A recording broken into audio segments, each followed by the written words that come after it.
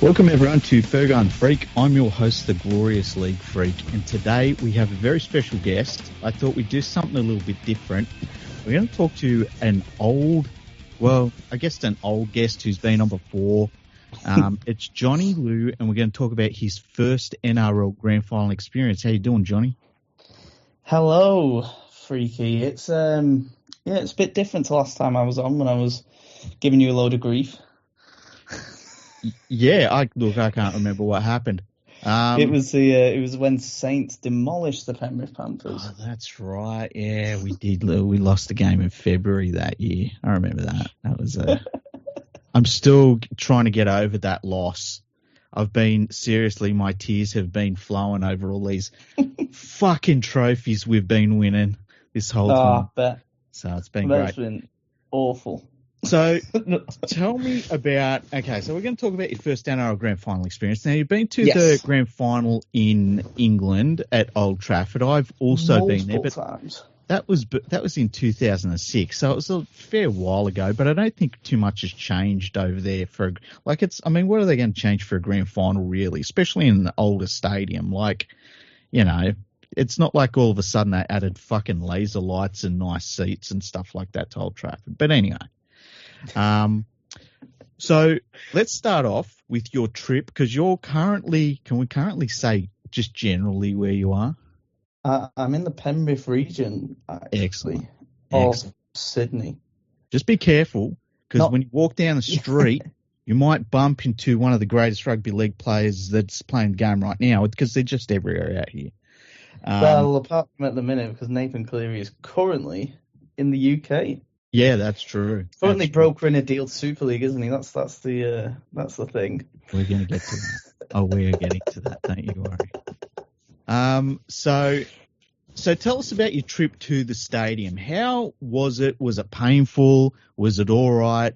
Or was it different from what you thought it would be? Have you been to the Olympic Stadium before? Well, I went for the semi-final as well, Penrith versus Cronulla, so I knew the route fairly well.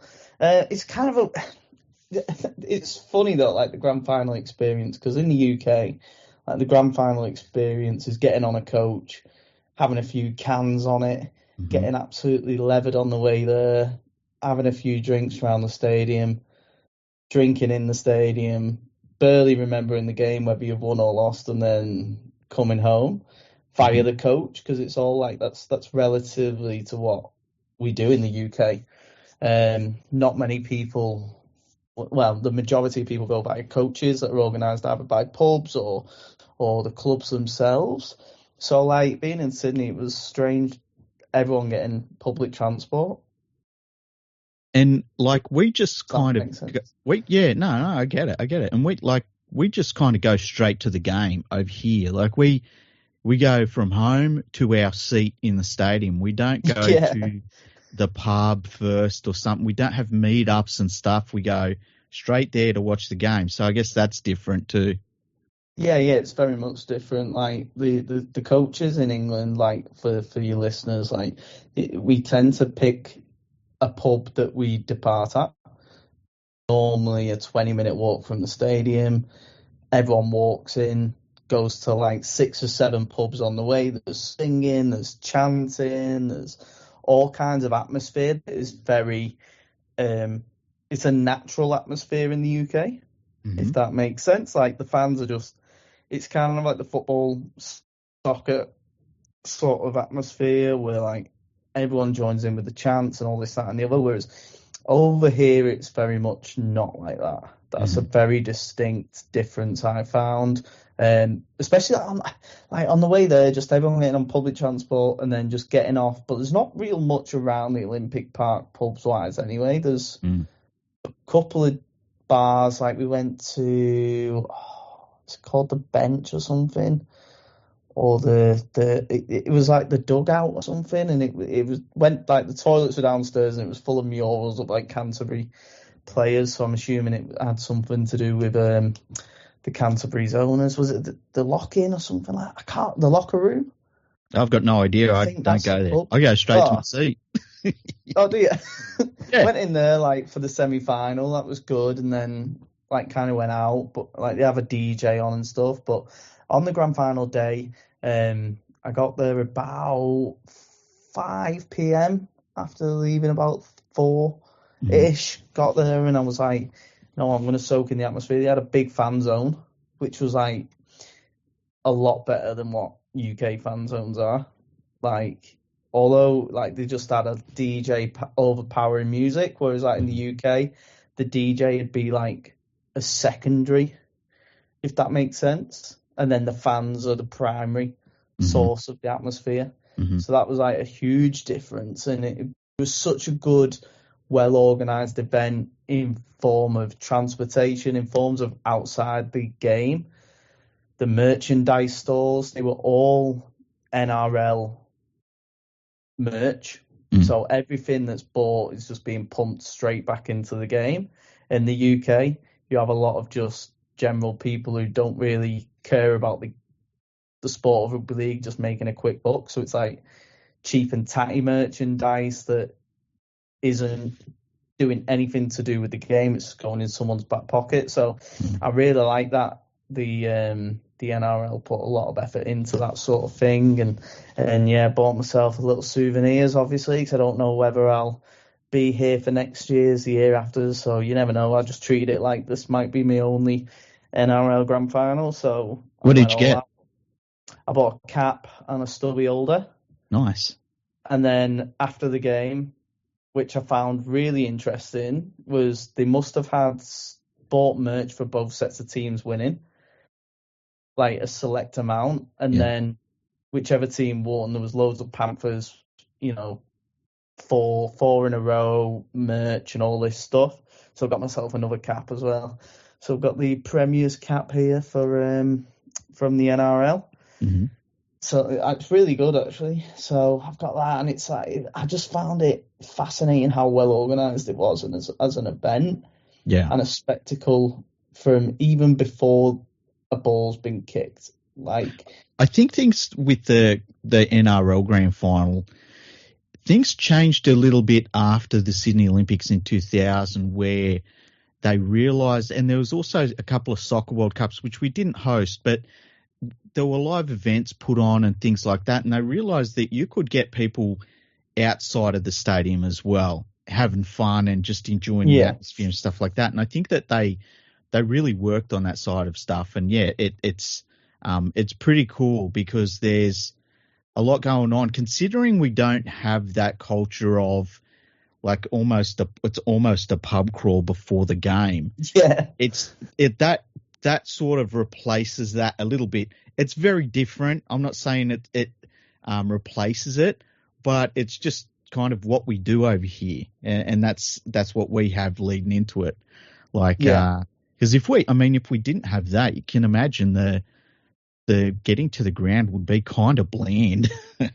Oh yeah, it'd be naff. But what they've done is rather than just having it as, you know, an NRL game, this is the end of season, they've made it an event, and they've really I'm assuming this has been over the last two or three decades, they've really ramped it up. But what I seen was an event. I think it's something that the NRL can market to people as, it doesn't matter whether you like our sport, doesn't matter whether you care about it, it's got to be on your bucket list to go. It's like State of Origin. I feel like State of Origin's like that, but the Grand Final feels like they could really make it a tourist attraction as well. Like how the NFL used the Super Bowl and things like that. Like, people don't tune into the Super Bowl, I don't think, because they like the sport of NFL. I think they go because of the celebrity aspect, the kind of the money, the all that sort of prestige on this game and this event. It's a big glitzy event. It's a blockbuster. It is a blockbuster of sporting calendars, and I feel like that's what the NRL are trying to do, and I think they're getting there. I got it. Let's talk about, like, obviously we've gone pre-game outside the fan zone. As I'm walking into my seat, like all around the ground. I'm going in, you get your security check, and then I'm going up to my seat, which was absolutely up in the gods, by the way. Yeah, I saw that. There was no way I was paying, $300 for like a seat on the lower tier. I was like, sod that, I'll just go up in the $80 seat. Yeah. I got a nosebleed halfway up. It was. Was it like, was your view from there all right? Like, was it acceptable? Oh yeah, it was great. Yeah. Like genuinely great. Like if you have vertigo, don't get them seats. Pay the extra. Yeah. Like you are on top of, like you feel like you're properly on top of the action. Mm-hmm. Like, but it's good because I could, as weird as it sounds, you could see the game better tactically from up there because you had the full view of the pitch. You could see when to slide left, when to slide right. Like I was shouting it from the seats, which, by the way, in the stadium, Australians don't really shout much. No, we're sort of like, I'll see if I can describe it for you and see if you agree with me. We kind of sit and study what's going on. And we get, like, especially for a game like that, we will be tense and studying it. And when something happens or we see it's happening, we'll be like, and then we'll start getting loud. But in between those moments, we're really studying it really carefully. Like, we're locked in, though. Yeah, and that's where I think, like, the main difference is, like, between the English and the Australian sporting culture. Whereas the English care 10 times more about having a good time and drinking, and then the match is like a subsidy. Yeah. In Australia, it seems to be the sport is the primary thing, and then everything else around it makes it. But they take it way too seriously. Like but in a sense where they'd rather moan about it after it's happened, after the game, and rather than during the game, if that makes sense. Like in the UK, you can complain about a decision and you can have a chat with people around you. I was like, oh, what's he doing throwing that pass? And next thing, like, people around me were just silent and just looking at the game. I was like, yeah. You can't have a chat with people about the game. Like, even families were like silent with each other. Like, if that was me, my dad, and my nephew at the game, like, we'd be having a conversation about everything that had happened during it. It's mental. It's like you wait till half time or you wait till full time before you make a comment on anything. Yeah, it's almost like, something happened. You're trying to be the pundits. Well, it's like something happens. And you can say basically, oh, that was a terrible decision. Yeah. And that's it. That's all it's allowed to be. Because if you want to elaborate, it's like, hey, shut up. I'm concentrating on this. You know what I mean? And I hate that. That was one thing I really hated because I love a natter. And I think every Northern English person in the world loves nothing more than having a natter about the game because, like, it just brings that sense of human to the sport, and it gives that human aspect. Yeah, like over like English people, you could say, oh, let's meet up at the game and like meet up with someone and have a conversation with them and stuff, and the game's in the background. In Australia, if you meet up with someone in the game, it's like, hey, let's sit for 2 hours in silence. It'll be awesome. You may as well have just watched it on telly. Like, as a family, if you've gone, you may as well just sit and watch it on telly because you don't have any other. Like in the UK, there's that human aspect, but also it makes you remember that the players are human in the UK. So when you have the interaction of the crowd around you, I think a lot of it is like then relays that at the end of the game, the players are human. Whereas I think in Australia, because the sport's that big and the way the crowd are, where they just concentrate on the players and the game, that they then forget after that they are just human. And then you have the press on top of that. And then they turn them into spirals. Yeah, I've talked about this before. There's certain because the way the media carries on, and then the way a lot of people follow what the media is just telling them, right?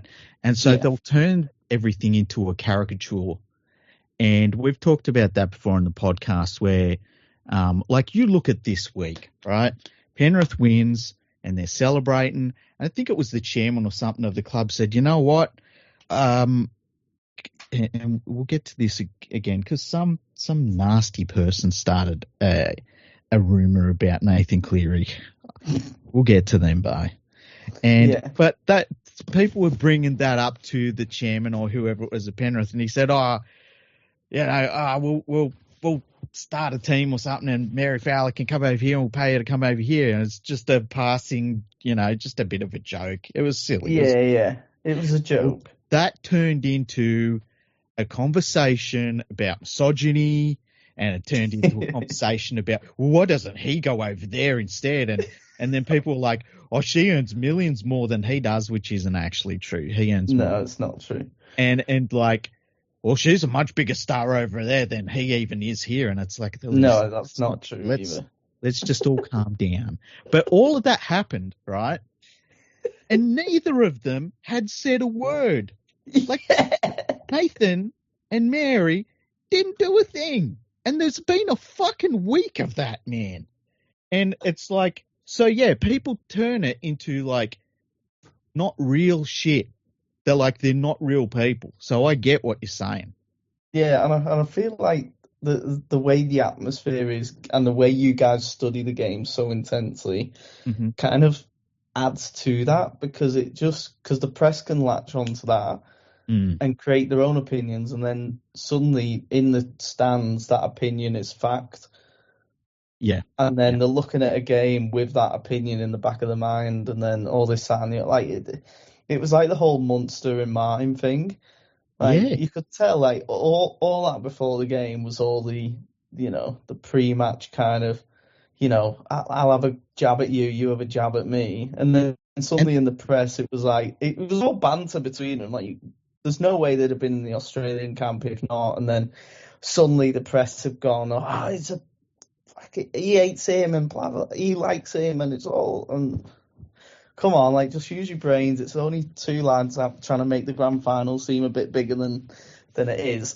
And it's like they literally joined one another in a press event in the lead up to the game and laughed about it together with each other, saying, "Oh yeah, I hate him, and yet you still heard it was like, "Oh yeah, they really don't like one another." It's like, what the fuck are you people on? It's like, another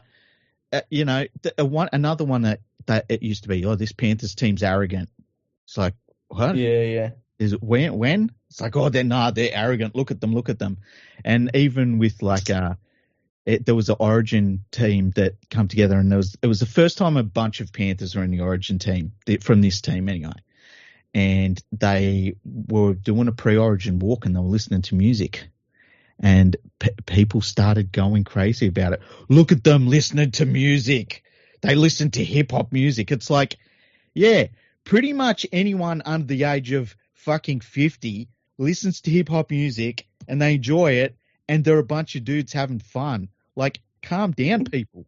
You fucking idiots. It's so weird. Would they have said the same if it was Mozart? Exactly. They would probably would have said, they are all high and mighty listening to Mozart. That would have changed, It would have been something weird. What genre of music could they be listening to for them not to twist it? Look at them listening to fucking Enya. Like, what a bunch of dickheads. Nah, to be fair, everyone should judge you if you're listening to Enya. That's very true. So anyway, you're in the state. Let's go back to the final. You've climbed a mountain. You found your seat. You're looking down on planet Earth for $80. Now, restricted seating, by the way. It said it wasn't restricted. I could see the whole pitch. I was happy as Larry. Yeah. Well, I think over here they restricted over here and restricted in England are two very different terms. Like restricted in England, you might have a giant pole in front of you. Yeah, that's what restricted means in the UK. That's what I'm expecting. I was like, oh, I'm gonna have a pole, or half the roof's gonna be like overhanging half the pitch, or that's what it means by restricted view in the UK.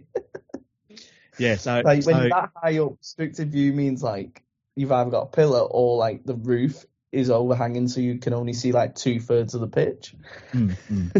Like at Old Trafford, I once was up in the gods. I think that might have been 2006 actually, when Saints beat Hull. Obviously, you were there, and we were up in the gods in the Stretford end, and we couldn't see the other try line. Jesus. So it was like we could see if they got close, but we couldn't see if they scored. Isn't it weird they built that much of a stadium, and they were like, "Hey, you know, when you're up here, you can't see part of the game," and they're like, "Keep building, keep going. It's all right. It's fine." Oh, yeah. I always remember one year that we just couldn't see the opposition try line. Yeah. Oh, it might have been a Leeds one, actually. It might have been one of the ones who lost, I think. Because I just remember being like about 10, 11, maybe. And yeah, it was awful. But yeah, I expected a restricted view. First of all, I got some chips and some chicken strips, which were unreal. Yeah. I thought the catering is really, really good in Australia, and it's so quick to get served. Like, you've got 80,000 people, and like, I didn't queue more than 2 minutes for a beer. Yeah, that's the new stadium sort of experience. As like, I mean, you saw the one at Panthers where. Oh yeah, the one at Panthers is goosed. Crazy, and that was at the worst I've ever seen it. But that's what you get when you have the older sort of style stadiums, whereas the new ones, even at Parramatta, there's very little queue at all to get food, and the food is pretty damn good. Like if you buy a chicken burger or something, you're going to be like, oh, this is actually not too bad. Like it's not bad. It has to be for the price that you pay it. Jesus. Oh yeah. But I was that hungry, I was like, yeah, I'll pay it. Like, but they were good, and that chicken salt is some mad stuff. Oh yeah. It's like people can never say that we didn't give anything to the world. We gave the world chicken salt, all right? Yeah, but the UK still refused to use it. I know, it's weird. And they'd love it. They really would. It would make our takeaways 10 times better. Like, oh my days. But my God, it makes you drink beer quick. God, I ended up having to get a bottle of water with my beer for the first time ever. For like the first time in a while, just because the salt is mad. But yeah, that was good. And then literally the pre-match stuff, absolutely take my hat off to them. That was, I couldn't believe I was at a rugby league game. Yeah. And I put that in a tweet. I was like, I genuinely cannot believe I'm at a rugby league game. It is well organised. Like, players, they train in another venue, don't they? For the warm-ups, while Kid Leroy, who I didn't realise I knew who he was, to be honest, because I don't really know chart music until a couple of his songs came on. I was like, oh, it's that song. Which, you know, I'm just not a chart man. I don't really know what to say. I didn't really know who the geezer was. And I'm the same. It was some show. I had no idea who he was, which is fine, because anybody that I would like to see at the grand final playing is either 80 or they're dead already. Like, that's just how... The Rolling Stones would do another gig. But like they're fucking 83 or something, you know? They're about 80 million a gig, but yeah.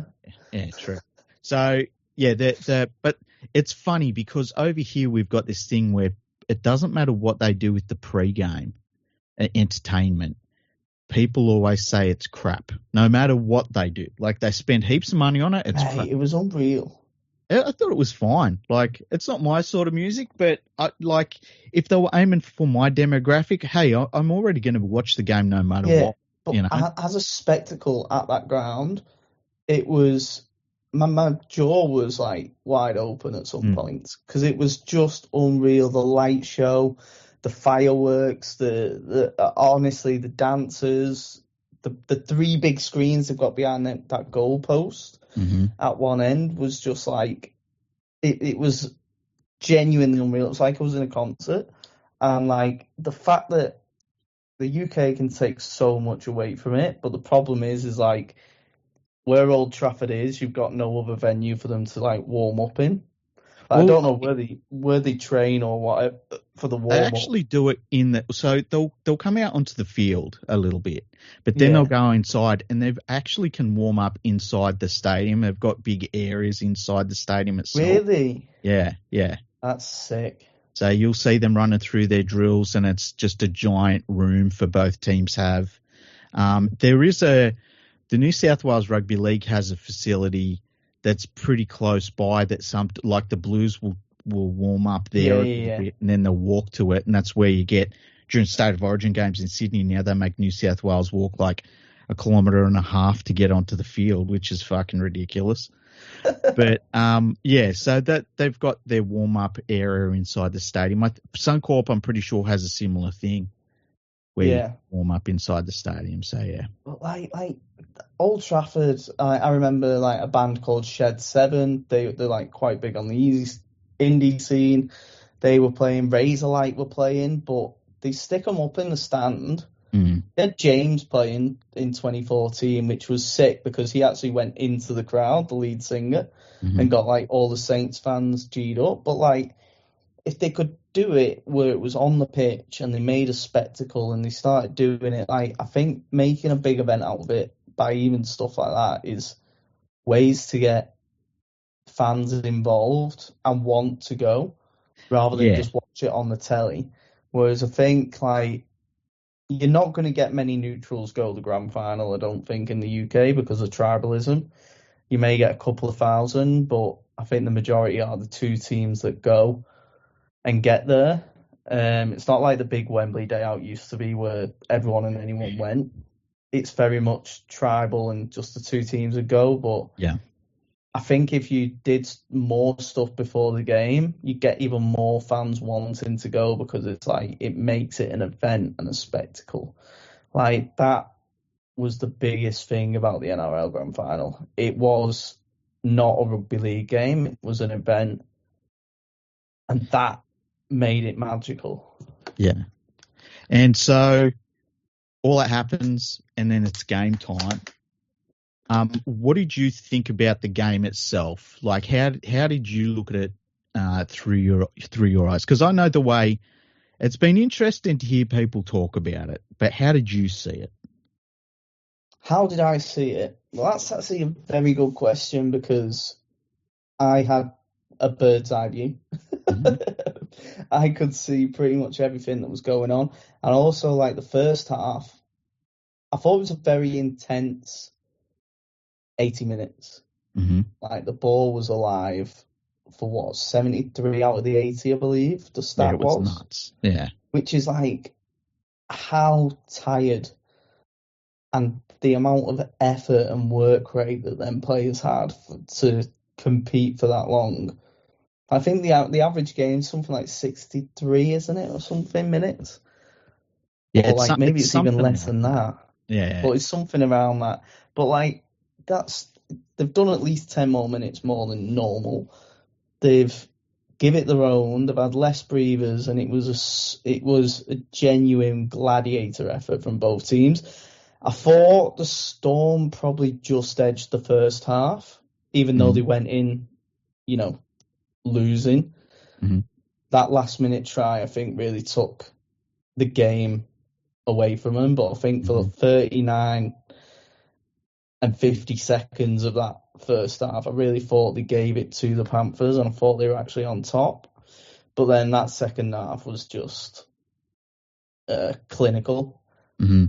It was just right, let's put the sword to them. And then as soon as Liam Martin caught that pass, I knew I'd win my bet of having him as man of the match, because he was some performer. I thought the year before had, Cleary not have done his thing. I thought he was the best player on the pitch, bar Mam, against Brisbane, and like he was easily the best player on the pitch this year. Like, it was a sensational performance from him.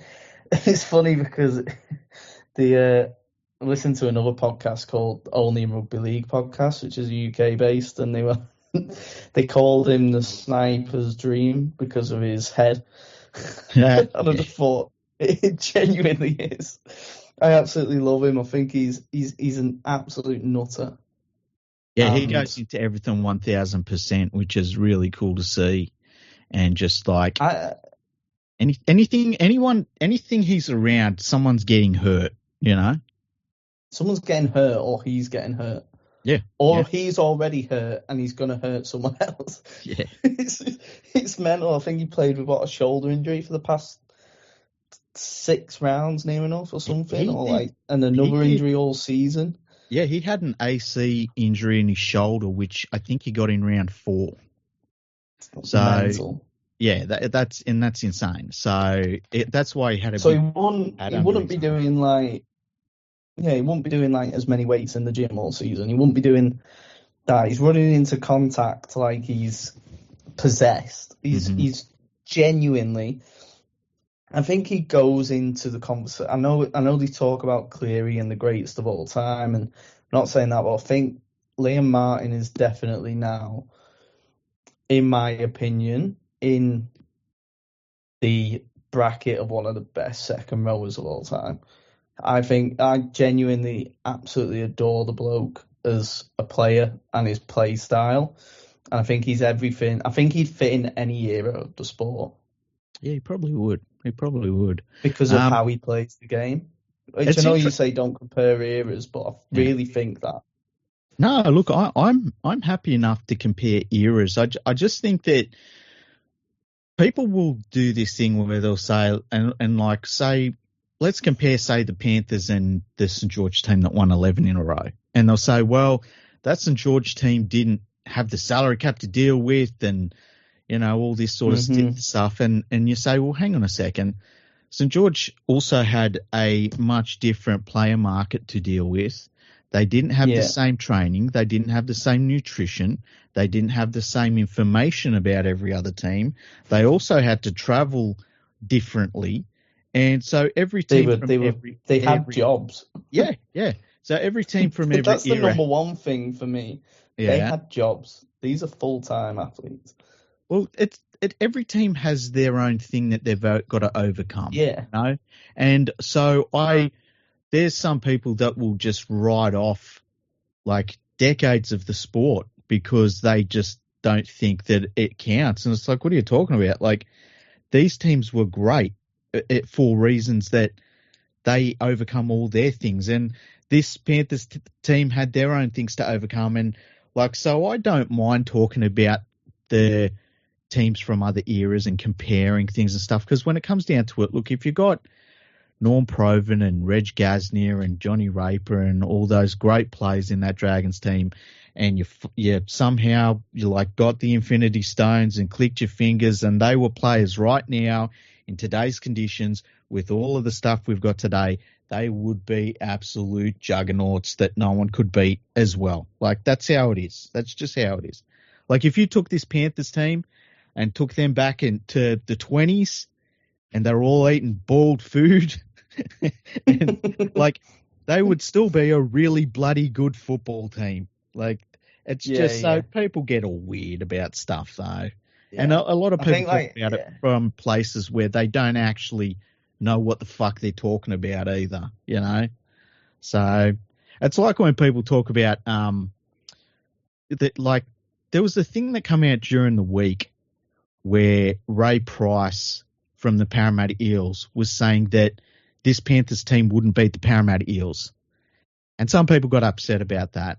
And all I could think of was Ray Price wouldn't be Ray Price if he didn't think that his team could beat any other team you put in front of them. That was why he was himself.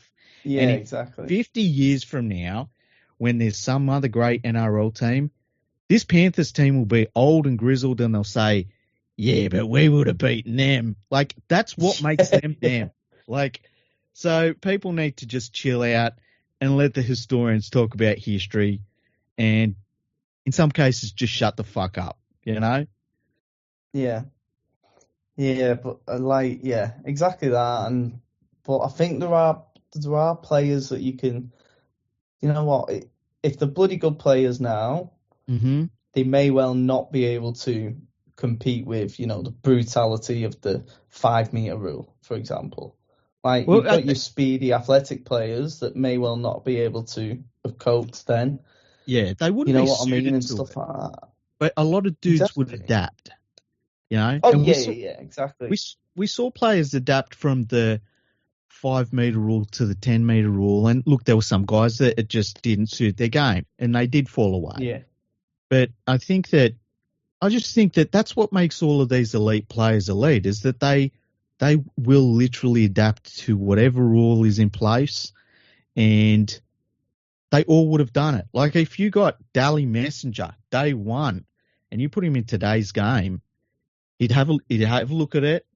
He'd get all the nutrition and all the training and all that stuff, and he would bloody kill it because he was a master of the game, you know. So I think that when people say, like, players in the past wouldn't have gone well in the current era and stuff, it's like, just have a think about it for more than 3 seconds. That's all I want people to do. Maybe immediately, but then give them a year on the full-time training, etc. Then, they probably would do. That's the difference. So, like, completely agree.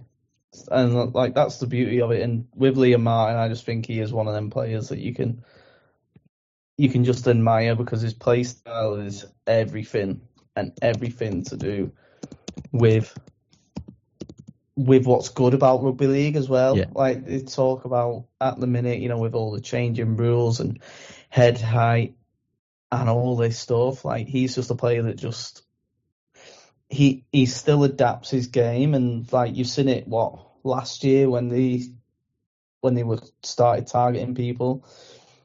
He was one of them that was one of the most penalised, and now he's not one of the cleanest, obviously, but he's cleaned his game up a lot since then, and he's learned and adapted. And I just think he's everything good about it. And people moan about, you know, these rules. He's one of them that plays the game to the hardest and the toughest. Yeah, he'll get penalised from time to time, but he's one of them that he's an old-fashioned player playing the modern game, and that's what I love about it. Yeah, we needed hard-running second rowers in 1908, you know, and that's the thing about someone like a Liam Martin. It does make you think about what would happen. Also, go on. I think special praise to Tongo on right centre. I thought they targeted him bad for his defence, and he held them out and held them out and held them out as hard as he could. There was obviously the Harry Grant try in the first half that, you know, wasn't really his fault. It was just more, you know, laxy at the marker with who was it, a marker? Can't remember now, but yeah, like, literally, I thought he was phenomenal. Didn't he have like 30 odd tackles that he made? Yeah, for right centre is very rare. Yeah, and he ran the ball a lot more too. He's had a bit of a funny season because, like about a season and a half ago, he was a monster. He was just terrorising teams. Yeah, and then his form dipped a bit this year, and I'm not sure what it was, but he, like, in the finals, in the final series, he was very good, and in that grand final, he was outstanding. But when he gets back to his best form, he's one of the best centers in the game. And we saw that, like, last year against the Storm, he had a game where he literally destroyed the Storm. He switched off one Storm player while he was running the ball. Like, and he was just throwing guys around. It was incredible. He'll get back to that. It's just, it might be one of those things where sometimes a dude will hit the ground running in first grade and everything works for them. And then it almost is like part of their development cycle is that they take a little bit of a step back, and it's just, you sort of think, oh, what's going on here? And then they kick on from there, and you forget about that step back they took. And the thing is, like, a dude like him, he's got 10 more years of footy in front of him. And easily. Yeah, and like Alamorty was great in the game on the other side. And I couldn't believe I didn't realise he was only 20. Like, he's only 20 years old. Yeah. He plays like a veteran. It's incredible. He's had some... Because he was out. He didn't have a club, did he? up until the start of this year or something. Yeah, he was part of the Bulldogs system, and they let him go. And Penrith signed him almost as like an origin backup sort of player if they were going to lose. Yeah. That. And then May got asked to leave. Let's put it that way. Yeah. And Alamotti become very important. And Alamotti really, every single game Alamotti played, he looked like he belonged. Like even from the very beginning in this Panthers team. And it was cool to see him get to the grand final and just play so great. And they're very lucky they got a dude like him. And he'll be on not a huge contract either. He'll be on a pretty small contract at the moment.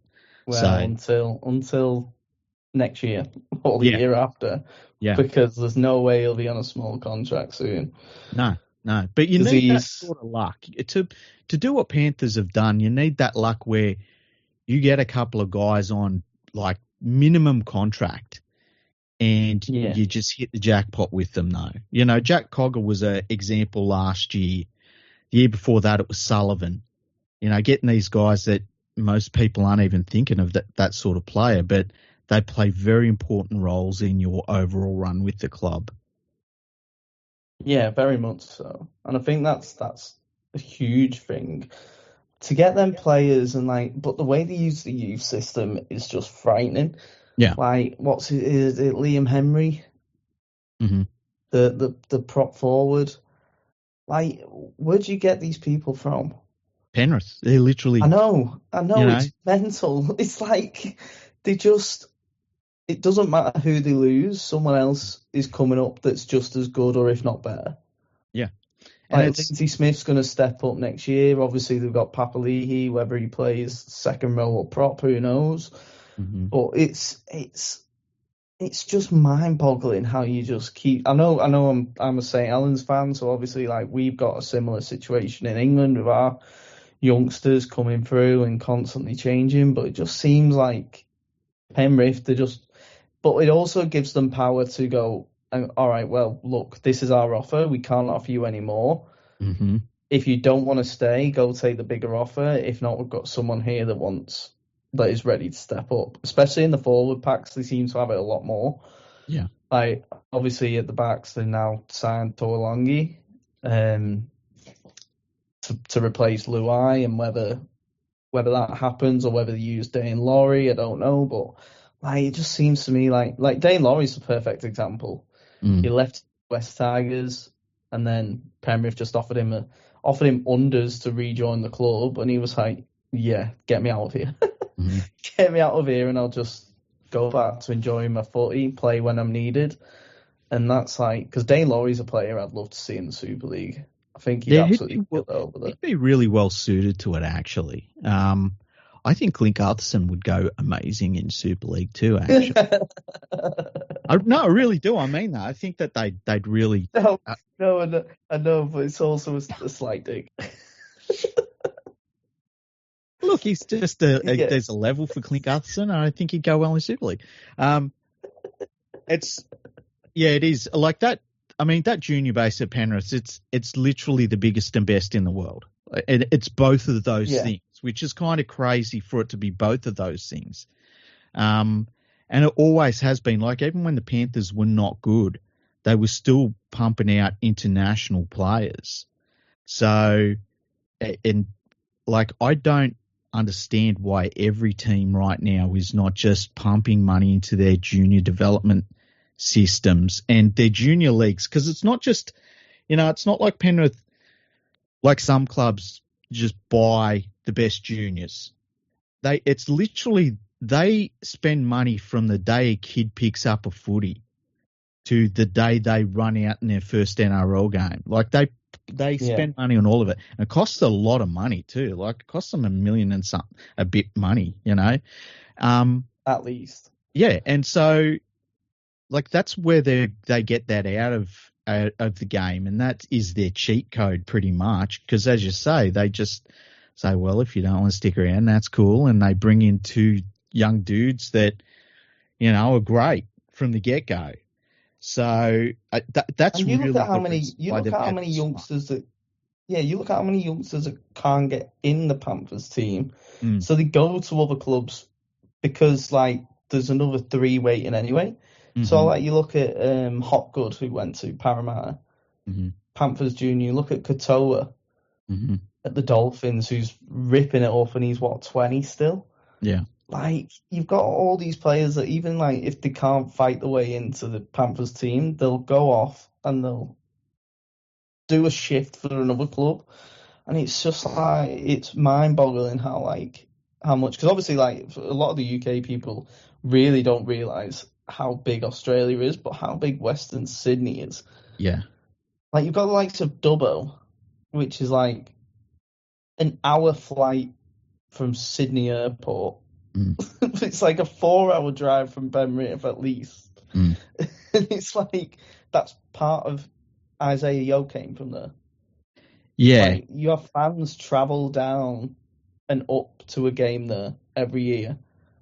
Like, you don't realise just how big of a catchment area it is because they pump the money and they really target them areas as well. I mean, what's like the next biggest pool that you'd have really as a club? Would it be the West Tigers? It would be in Sydney. It would be the West Tigers. I would get Brisbane kind of has all of Brisbane to itself. Yeah, true. So now they've got the Dolphins, but it's still like yeah. But you know, the Gold Coast has a pretty big area to themselves. Newcastle would have a very big area geographically, but I think the thing about Penrith, it's also with Newcastle though, it's a little bit too close to Sydney. Yeah. Like, if you had the choice, you'd pick a Sydney club, wouldn't you? Let's face it. Yeah. But the thing about the Penrith thing is that it's like their literal Penrith Junior District is a very, very big area geographically in Penrith, in Sydney. It's the biggest one in Sydney.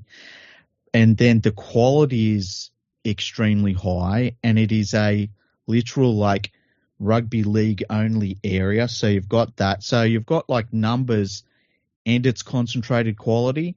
But then Penrith also spend money out over the Blue Mountains in like Bathurst and some country areas like that to get those sorts of players in too. So, and look, that's why they're the only team to have done this since the 10-metre rule come in, because their juniors just keep pumping out players, not only for them, but for everyone. Like, can you imagine if you took the Penrith juniors out of rugby league right now? Man, you would have to constrict the league to like 12 teams or something. Like, there's that many around. The 3 best players from the Bulldogs are former Panthers. You know, Parramatta has a bunch of them. They're everywhere. They're absolutely everywhere. Even the Storm had one in Sean Bloor. They're everywhere. It's great.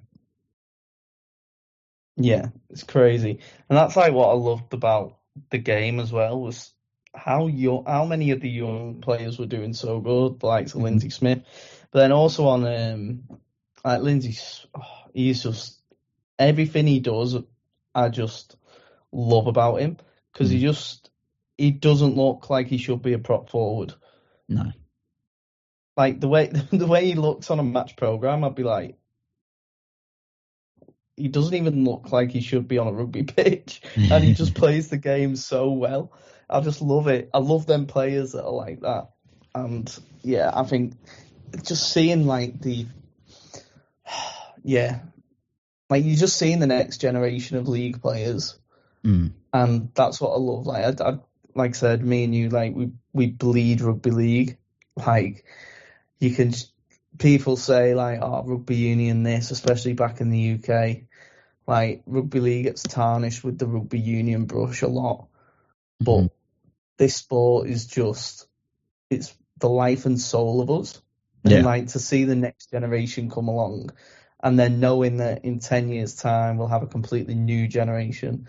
That's what I love, like, about, you know, the like, you know, like, you can go to a park, especially in the Penrith region, which I've noticed, and you'll just see dads kicking a football up, a rugby ball, I mean, with the sons, and just knowing that like they're gonna grow up to be rugby league fans is what I've loved about living in Australia at the minute, because like you could see someone kicking a rugby ball up in the UK and it's literally apart from like our areas where it's St Helens, Wigan, Mm-hmm. like anywhere else, it's rugby union. You know, like go down to Birmingham or go down elsewhere.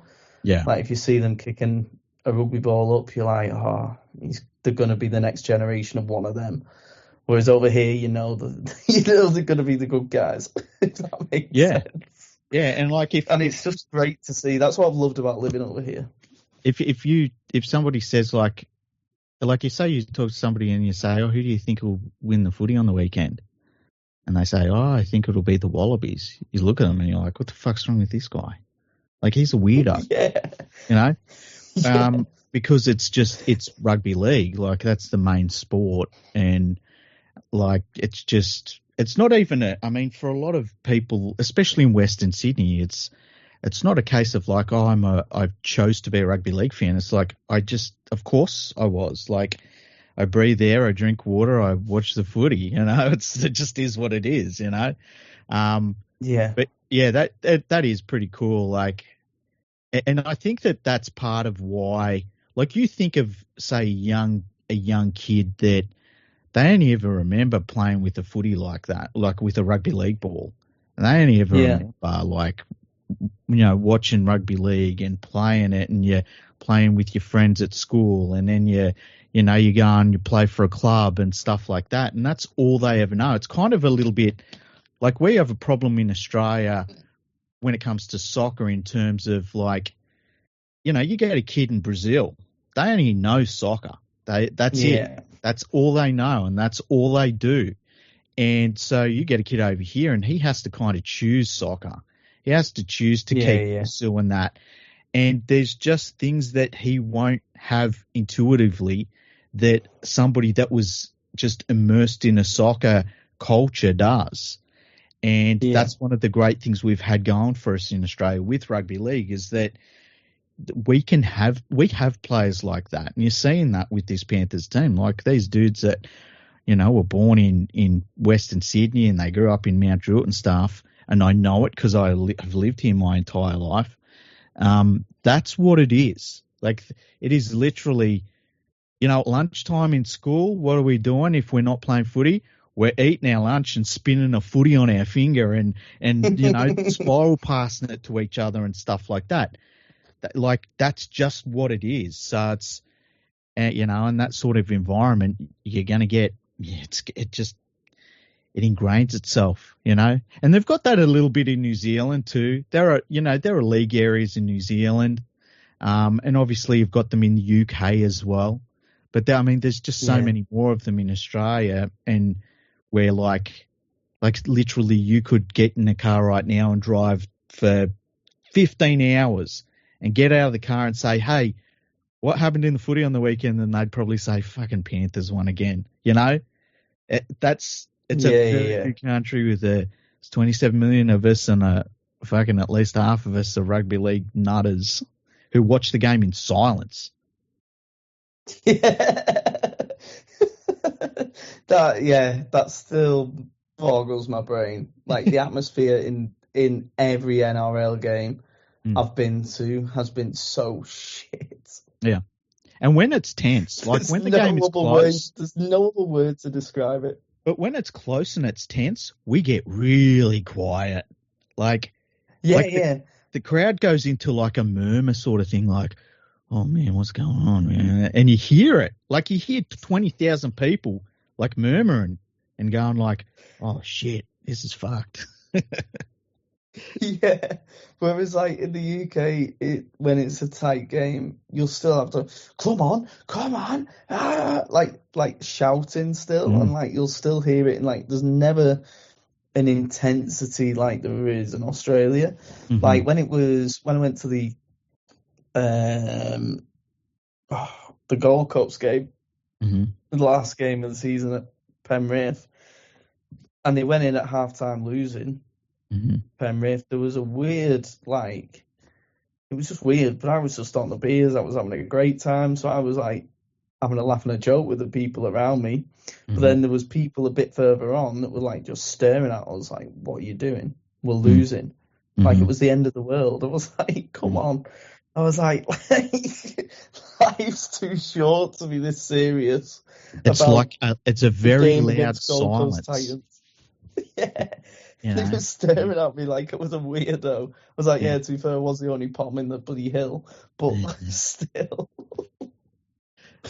It's just funny, and that's and that was the thing about the grand final. It was an artificial atmosphere. And by the way, whoever's idea it was to have that bloody cowbell tannoy needs to die. Yeah. It was above my ear and it was so loud. I couldn't hear myself think at some point. I wanted to scream. Yeah, there's some of those noises they play at the stadiums. It's weird. I think the Panthers one is not as intrusive. There's been some games I've been to where the 6 again bell goes off and it scares the shit out of me. It's so loud. But yeah, that cowbell, it come through the TV a little bit, but yeah, I heard a lot of people complaining that were at the stadium that were like it was over the top. It came through the TV, and my mate in England texted me and went, "Who the fuck has brought a cowbell in?" And I went, "Mate, it's the fucking NRL. They've got it on the tannoy. I can't hear myself think," and I had to record it on Snapchat and send it in because I was like, it is so loud. Yeah. I thought I had tinnitus in my ears by the end of the game because it must have played at least 12 times. I wanted to die. Yeah. There's some things they need to cut back on with I get they want to play music and stuff during breaks in play, but if they could just shuffle a playlist like once, that would be lovely. Because they play the exact same 8 songs at every single fucking stadium. And it's like, can you just put something in that's different? Yeah, Sweet Caroline has been off from all sporting events, I swear to God. Yeah. Like, the only time it got good, the atmosphere, was when they started playing it, but it was for a kick-out penalty. And it was such a quick penalty that they literally just went, whatever, they probably played about 6 bars of it, and then the rest of the stadium just carried on, and I wanted to, cringe. It's so Americanized, the crowd and everything. Let's go Panthers, let's go. Oh my God. How dare you? That is the most well thought out tune ever. I wanted to cringe. It was something out of MLS. We put minutes into coming up with that. Come on now. It felt like I was in America. I wanted to hit my head against the wall. What about there's other very well thought out ones, like there's Sharkies. That's one that's really easy to remember. Then there's South Sydney. They do one. The Roosters fans are normally too busy, looking at their brand new jerseys that they got that day to be singing anything. Special edition jerseys that come out. Para. And also there's bullshit. Yeah. Bullshit. Yeah. Everything's just 2 syllables and you're sorted. Yeah. Can you guys only say 2 syllable words? Is that the thing? Listen, we're laconic. We're like the fucking Spartans were, all right? We use an economy of words, and if it just needs to be bull and shit, well, that's fine. It's just everything just reminds me of America about the atmosphere. I was like, this is just everything about Australian sports, though, is quite Americanized. I feel like you're very. I think what it is, I tell you what it is, right? The presentation of the sport is very, very high, right? Yeah. And I think that comes across as something you normally only see from American sports. But I think that's what a lot of it is. And I remember when they started playing music and stuff at NRL games, and I say NRL games in terms of rugby league games going back, because it was But around the Super League war, when we had that over here, and they started saying we're going to turn games into events, and we're going to, like, they would have for regular season games at that time, they would have like a mini concert at halftime and things like that. And that's really when the music started to come into the game day experience. And so, and that sort of seems Americanized, but that's where it come from. And then the presentation's really high quality, and I think that is something you're normally only used to with American stuff. And like, so I don't think it's copying what America has done. It's sort of like just an evolution, and it looks like what America's doing. You know what I mean? Like, I don't think that there was a concerted effort to say, well, what is America doing? Let's do that. I just think it's turned into that itself. You know what I mean? It's naturally copied.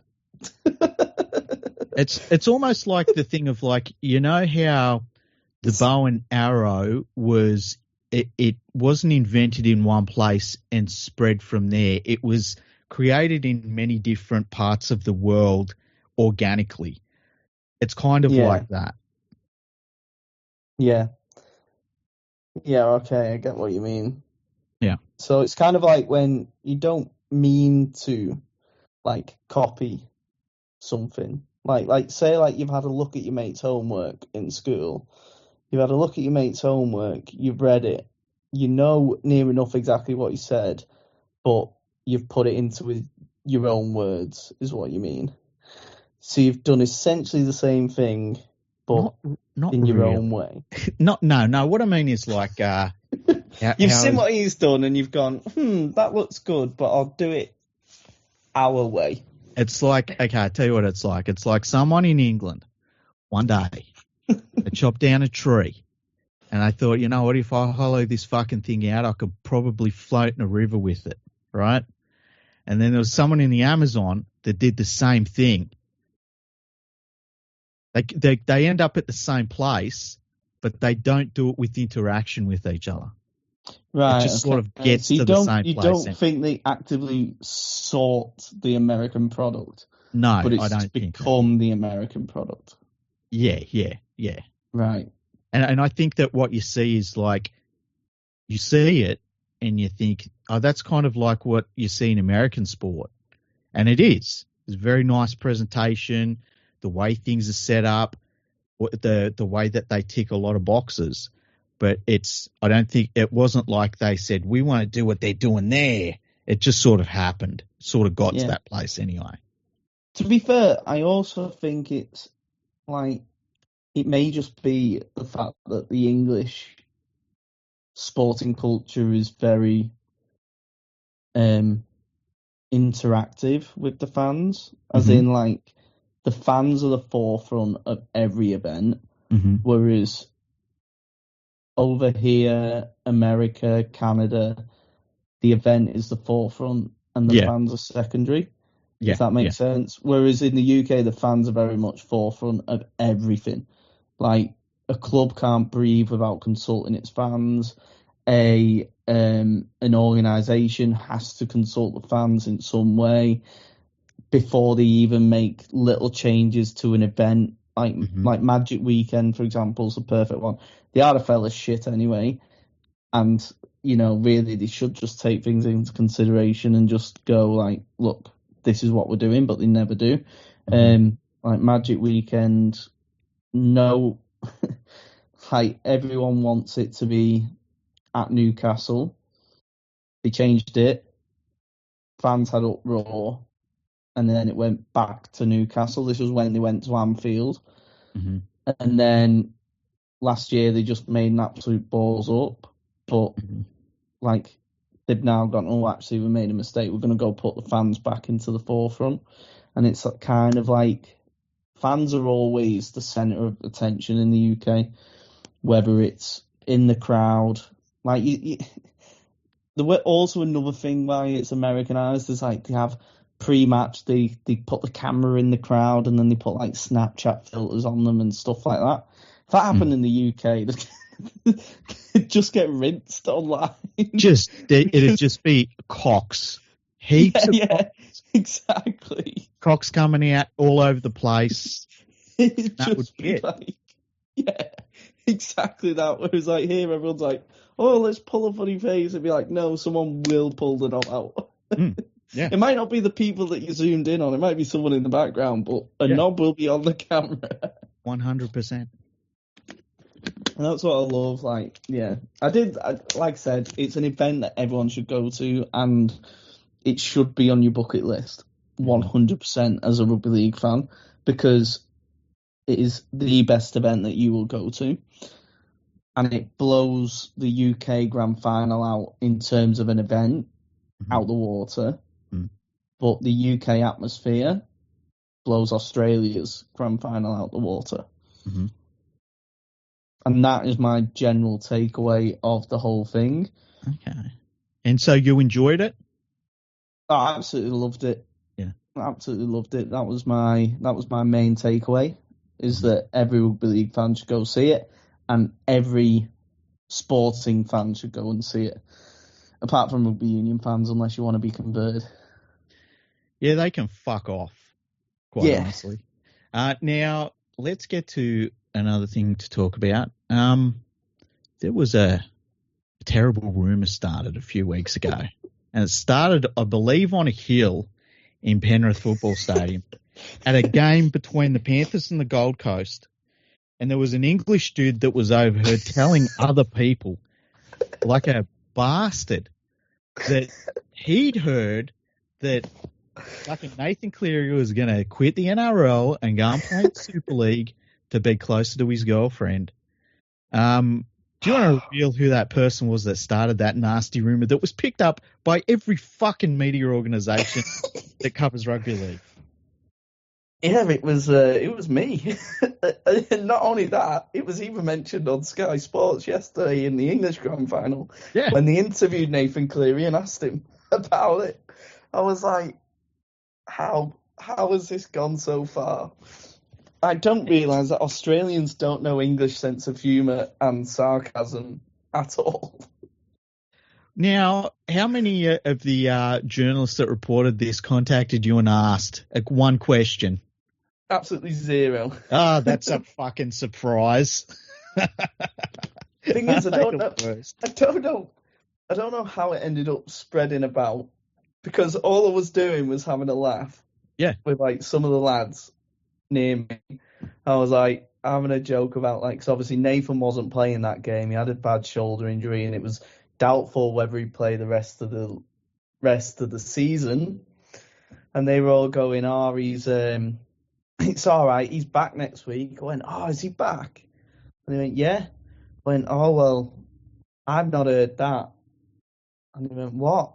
I went, well, I've heard something different. I went, he's actually in the UK at the minute. He's flown over. And I went, he's in talks with 3 Super League clubs because he wants to be close to Murdy. Apparently proposing over Zoom broke his heart, so now he's going to go move over full time. Obviously taking the mickey. I don't even know how he proposed. Yeah. I just said it was over Zoom as a joke. Yeah.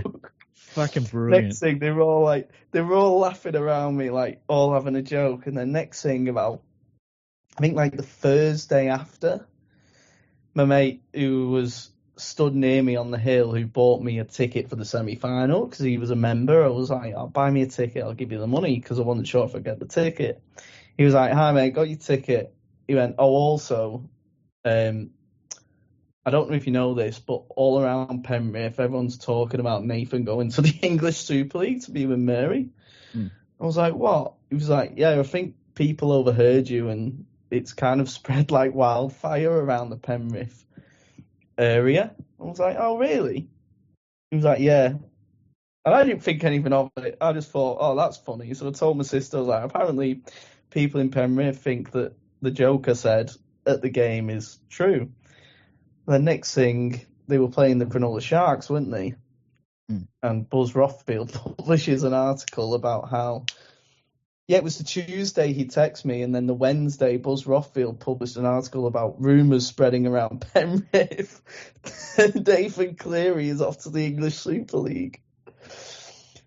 I didn't think anything of that either, because I was like, surely that's not the same talk, and the lad who was on the hill was like, "No, I'm pretty certain this is all spread from you having a joke half pissed on the hill."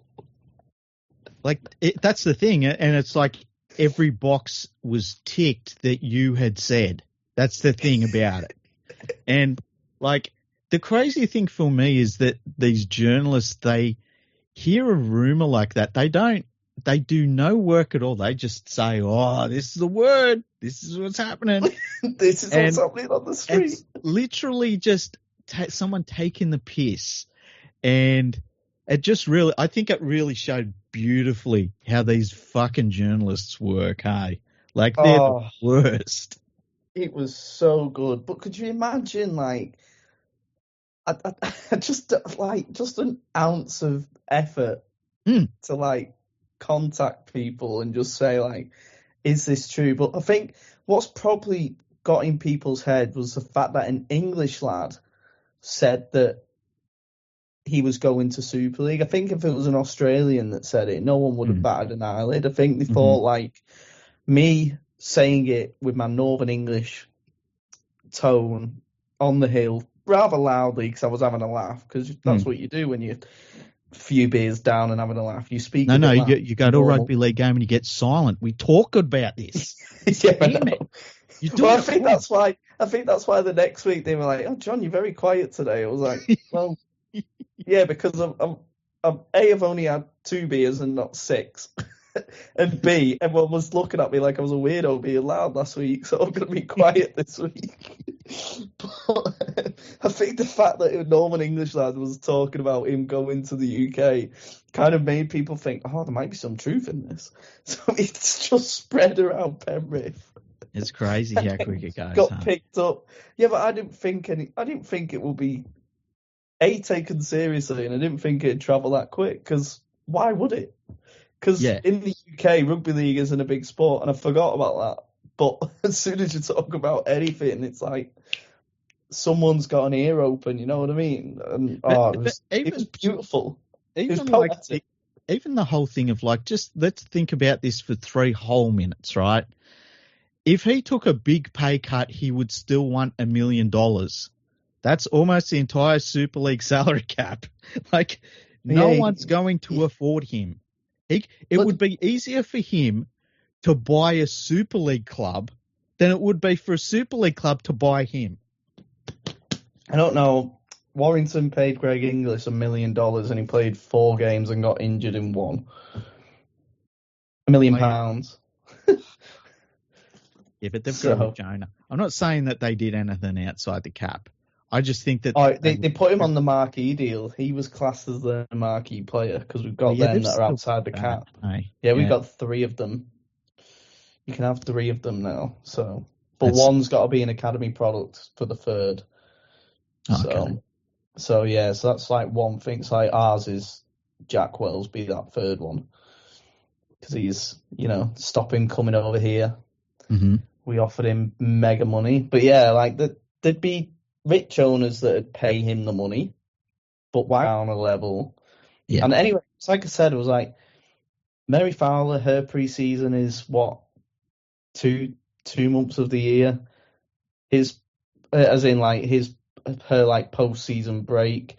His is what, 6 weeks. So like they'll still see each other. There's international breaks where she's in Australia most of the time. Yeah. Like she's in Australia. Like, she's in the UK now with him, but, like, it's international breaks now. She could be in Australia, It's not like they don't see each other. I also think there's a thing people miss that, like, for both of them, they're not like, struggling for money. So they're flying first class, It's not too bad for them to do that. Yeah. It's not like the slumming it in economy, is it? No. And the other thing is, like, I think the other thing that people kind of missed on it is, like, you've got this young dude who's 26, who's literally in the middle of what could be a legendary career. He's not about to walk away from that. No, not at all. Maybe when he's 33. Yeah. Like I could see something like that. Like if he has done everything he wants to do, but like he's clearly then Mary would be retiring then. So it's just so stupid. It's so stupid. But it was great. I liked that you come up with it. I wasn't angry whatsoever. I just thought it was like it just showed like how bad journalists are. Yeah. They'll just go with whatever.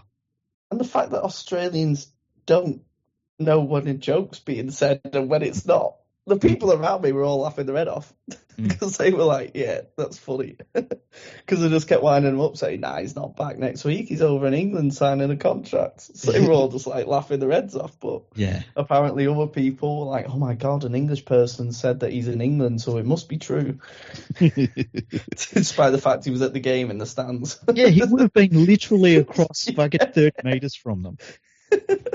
It was so funny. Yeah, his agent's in talks and been in talks for like 4 weeks.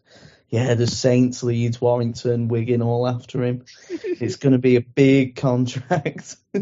He wants to live near Manchester where she is. It was just like all basic stuff that was just banter between like a group of people. It's just brilliant. I saw somebody, it was a soccer fan on Twitter. And they were like obviously going off, like losing their minds over it. And they said something like, "Where would you rather live, in Penrith or in Europe, in Manchester?" And I thought to myself, this fucker has never been to Manchester because you are not choosing fucking Manchester. Nah, you pick St Helens or Wigan, like a little town in between. Fucking people are so nuts. Okay, it's brilliant, isn't it? Go on. You said to me you had a couple of things you wanted to talk about in rugby league that you wanted to bring up, right? I've got all my things out the way. It only took us fucking nearly an hour and a half. What was it? What were some of the things you wanted to bring up outside of obviously praising the club that is ascended in England to the levels of greatness, that blah, blah, blah, blah, blah, whoever they are. I saw, I watched the first half of the Super League Grand Final last night and then fell asleep. I did the opposite. I watched the second half because I fell asleep, but I set an alarm to make sure I was up for the second half to see who won. Mm-hmm. Watched till the end, but by the end I was like, I think it was like 78 minutes because Ulkean knocked on again, right near the line. I was like, right, well, that's game over. But I thought, because I don't know if you didn't watch the second half, the hailstorm that was going on during that grand final, and they didn't like go in the sheds for 10 minutes. They just carried on playing. Oh, really? It was torrential hailstorm for like a 10-minute period of the game. And you could just tell everyone must have been, the hands were freezing because there was about probably 12 knock-ons in the space of the next 15 minutes. It was poor rugby league on display because no one could keep hold of the ball because either the hands were cold or they were being peppered. There was a blatant Category 1 HIA in that game for Junior and Semper that was terrible. He passed his HIA. Apparently, he was knocked out cold on the pitch. They should get a giant fine for that. Massively. Talk about duty of care. I think, isn't it in the NRL if they're knocked out on the pitch, they can't return regardless? Well, there's basically two categories they do. There's the Category 1 where you're not coming back, and then there's the Category 2 where they're going to give you 15 minutes and make you do a test, and if you pass that test, you can go back on. But to me, it's very rare that you won't get classed as a Category 1 when his head hit the ground. It was just an accident. It wasn't foul play or anything. His head hit the ground and he didn't move for like 2 minutes. That's just not a question. He would not have been allowed back on the field in the NRL. There was a pretty hefty flop on him as well, though, wasn't there, for that? Yeah. But he was already out. And then, I was watching the game and I saw him back out there. I'm like, what the fuck? I couldn't believe it. I would fine them £50,000. I think it's more, to be honest. That should be hefty. And if they're really serious about it, as a completely impartial Saints fan, I would be giving points deductions for next season because that was awful.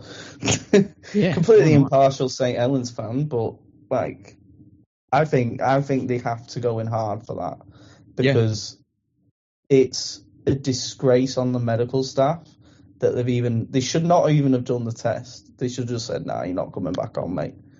I just can't imagine that look, it's just crazy, especially when you think of all of the stuff that's gone on in the UK where they've just been so terrified about concussions. And I get that, you want to try and get as many of them out of the game as possible.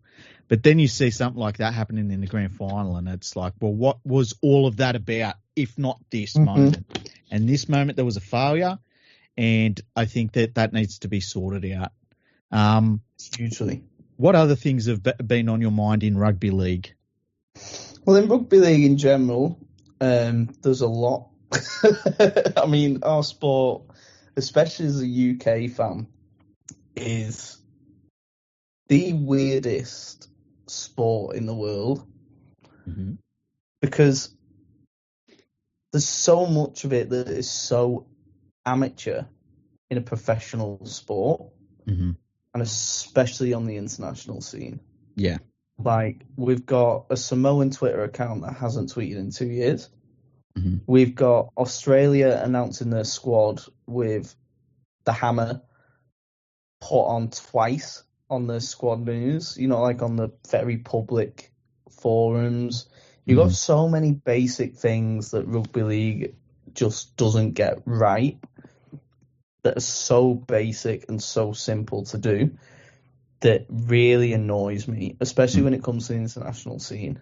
Like, I think there's a lot to be praised about in rugby league, like especially over here. Like, you've got the Curry knockout, which I thought was sensational. The fact that that's an amateur comp being televised, that's on once a year to celebrate, that region, and especially the Newcastle region, and obviously it's the only tournament I think in the world where you can have current NRL players and former NRL players playing with, like, Billy from the pub kind of thing. Like, I think it's a proper celebration. And it not be a problem too, because sometimes those things can be a problem in that you get, when that's been done in the past, and all over the place in the UK and in Australia, you've had this mentality where some Billy in the pub is going to go out and he's going to take the head off the star player that plays in the big league. You don't get that in the Curry knockout, which is good. And that's why they allow it to keep going on. And that's a good thing, because that is why you normally don't see that, because you get some dude that just is like, I'm going to take so-and-so's head off just because they want to be a big man about town. Yeah, exactly that. But yeah, a lot of it's been like a lot of the negative side is mainly with the international game, and the fact that we've got so many good things going on in the international game coming up that seem to always get overshadowed by these little niggles that can be so easily fixed with a little bit of effort. Like, if they can't do the basics right, then the grander things on the world stage won't look good, because they're not doing the minimal things to get the maximum out of the sport. That's what annoys me the most. If you can't be asked with things like team sheets being put out and looking professional, then you shouldn't be running a tournament. You shouldn't be assigning people these job roles. Like, you look at the UK, right, the Samoa test. We got told after the Tonga game we're in talks with Samoa, and then Samoa go a week later, oh, we're not coming to England anymore. And then IMG step in and go, hang on. We're going to go back and check and chat to them, see if we can survive this tournament, keep it together. Okay. And then we don't hear anything for like 3 weeks, and then suddenly it's back, but they're only playing 2 games. Yeah. So what happens if it's 1-1? Is it just like a case of, then England gets the trophy. You watch. If it's 100% it will be. England will get the trophy. The home team will get it. Yeah, they'll come up with some rule. It'll be some weird thing. Or aggregate scoreline. They'll work it out once the game's over. They'll be like, they'll work that out. And then now it's gearing up to the season, the post-season tests. Everyone's happy. Everyone's bought, well, not everyone because they're half empty. Some people have bought tickets for these games, especially the England-Samoa game. Mm-hmm. All of a sudden, it's in turmoil again. And it's been delayed 2 weeks from its initial start date because its captain is getting married. Mm-hmm. And his wedding date is then, and half of the team are going in Stephen Crichton. Yeah. And then when they announced the team sheet for the Samoa test, Stephen Crichton isn't even going. He's on honeymoon. It's crazy. Would this happen in any other sport? No.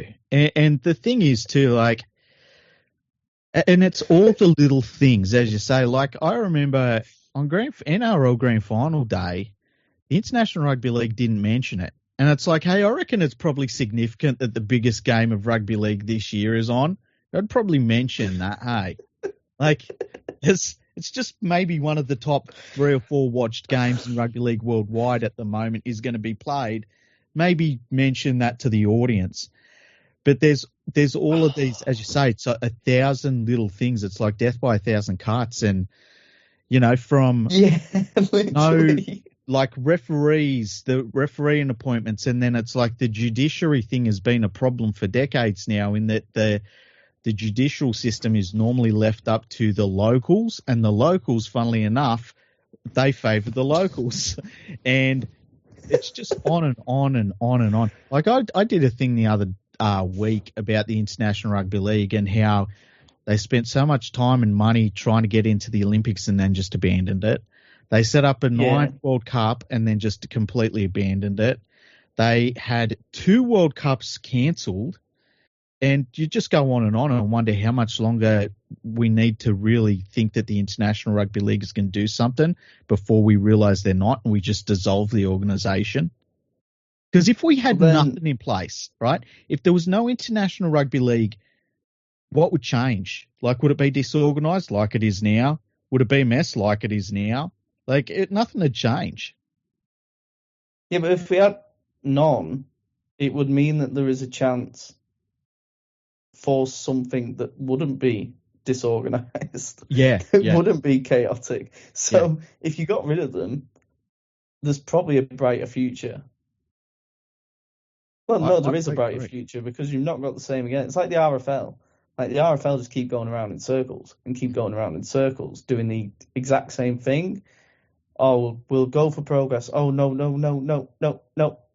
All right, we'll go back. We'll go back to what we did in 1954. Mm-hmm. No. We need to make progress again because now we're stagnating. All right, okay, what we'll do is we'll go do something else instead after like 2 years, 3 years. And like it's just a constant battle and roulette and rotation around the governing bodies. Like you only have to look at America. Perfect example. They probably had about 20 governing bodies in the last 7 years. Yeah, it feels like it. And now they're on about another one, and it's like it's just like our sport just doesn't have consistency in any way. And the NRL was like that. The NRL still is slightly, but it's a lot less than what it was. Like the NRL could never get consistency, and then suddenly after the Super League wars, they came up with a 10-year plan. 15 Not really. You got to be careful because the narrative that you get about how rugby league was run comes from the organisations that were in the Super League war, right? Yeah, true. So rugby league in Australia has, especially in New South Wales, which is where the NRL that we think of now, that's the linear competition that we talk of as the NRL. That it was very consistent for a very long time and really has led the sport for a very long time now as well. Like a lot of rule changes and things like that come out of the competition. So it was all very, very settled until Super League come along, and they basically, what happened was the governing body at the time that ran it was called the ARL. I know the ARL. Yeah, it signed a TV deal with one company, and the other company wanted to get in on the TV deal, so they started their own competition, and that was Super League, right? And then that lasted 1 year, and the two of them come back together. But so it has actually been really settled here in Australia, and I think that the thing that gets me is you'll get people that will say, like, we need to make international rugby league better. And everyone agrees with that. Like, there's no one that doesn't agree with that, right? Yeah. And they'll say, we need it to be more important. I think everyone agrees with that. And then they'll say, fuck the NRL. And it's like, whoa. Can we not down talk the one fucking successful thing we've got? Like, the NRL is a pretty good example we should all be following, I think. And, the NRL just cares about Australia. Well, it is Australia's governing body. It's kind of their job. Yeah. I think, like, when it comes to, like, releasing players for tournaments, though, I think that's where precedent has to be set, that International Rugby League gets full reign on that. By that, I don't mean like England flying over a load of people and wasting money for a mid-season test against France. Yeah. But I mean, like, end of season, all players have to go. Like, Kale and Ponga situation. You can't just say, I'm not going. But the thing is, like, there was some test matches or internationals that were scheduled where they were going to be heavily reliant on Australian-based players. And they scheduled it and said, we're going to do this. And didn't take into account that you can't just click your fingers and expect everyone to turn up, because, like, there's a lot of players. First of all, you get some players need an off season. They just need no football for a bit. And there's very few of those. You got a lot of players that have injuries that they're getting cleaned up and going into surgery and things like that. And so there's a lot of moving parts. I think sometimes international teams, they try and push through that a bit too bullishly, whereas they need to know that it's a real thing. It's not just players or clubs being pricks. These are genuine concerns. And I look at someone like Nathan Cleary, hasn't played for Australia for like 2 years now because he's been injured. And that's a real thing. Yeah. Injuries completely, I 100% agree with. When it's someone like, for example, the Lebanon-France test that got cancelled, which I'm assuming is the one you're leaning towards when you're saying the heavily Australian-based players, because obviously Lebanon, probably 90%, if not more, of their players come from more than likely Western Sydney with the Lebanese population you've got over here. But definitely Australia-based, and obviously flying them over. But it was for an anniversary game. It was quite an important one. Like, the NRL clubs just saying, or the NRL in general just saying, look, we're not going to release them players, is if they've not consulted them players, I think it's bang out of order. Because I know, and you know, the Lebanese culture, and, I've got a mate back in Europe. He was living in Paris, and he's Lebanese. He how much they love their country, and any excuse to pull on them colours, they would love to. That's where I'd have a problem with. If the NRL have just gone, no, you're not having them, then we're not sending them over, that's where I have a problem. If they haven't consulted the players. Yeah, I just think that there's so many moving parts with it, and that's why it's so difficult to get some of these series going. And I can see all sides of it. I really can. I just think that sometimes, and look, this all comes from the fact that we don't have a real international governing body. We've got a bunch of posers. They like to pretend, but they're not running shit. And I think the fact that they're not running things and that a lot of stuff is left to governing bodies, most of which are run by people that are just volunteers. Yeah. And it makes everything so difficult to do on every single level. And it's like it comes back to it all being just a mess, you know? Yeah, like what other sport pretends to be professional when its main governing body, really, because the International Rugby League should be the main governing body of our sport, is run by volunteers, like you say. But who also take friggin' trips to Singapore, all expenses paid, though. Exactly. Fucking idiots. I think that the World Cup being postponed was a really good example of people that are in international rugby league, first of all, not reading the room, and second of all, not taking into account all of the circumstances of everybody involved, especially the biggest shareholders. And like, love it or hate them, the biggest shareholder in rugby league is the National Rugby League. It is fucking gigantic compared to the rest of rugby league combined.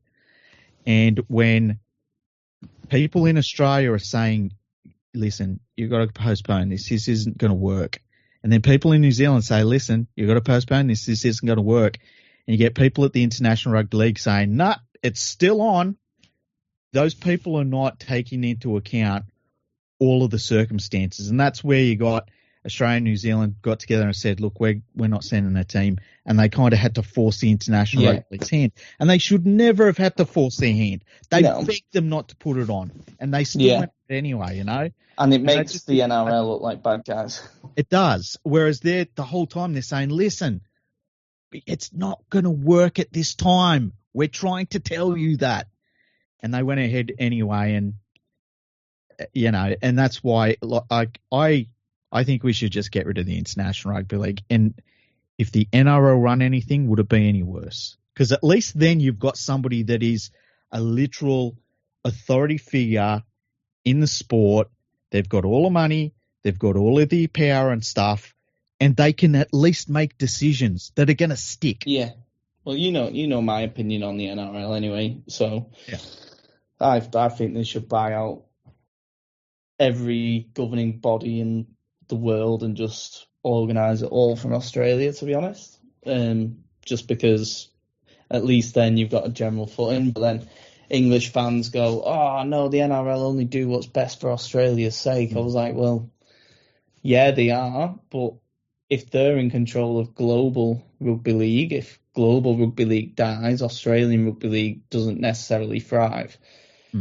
It may well do on a domestic sense, as in, like, you know, the NRL, because it's competing with them, but then you won't get talent from, you know, like, I know you don't get many English talents anyway, but you don't get that.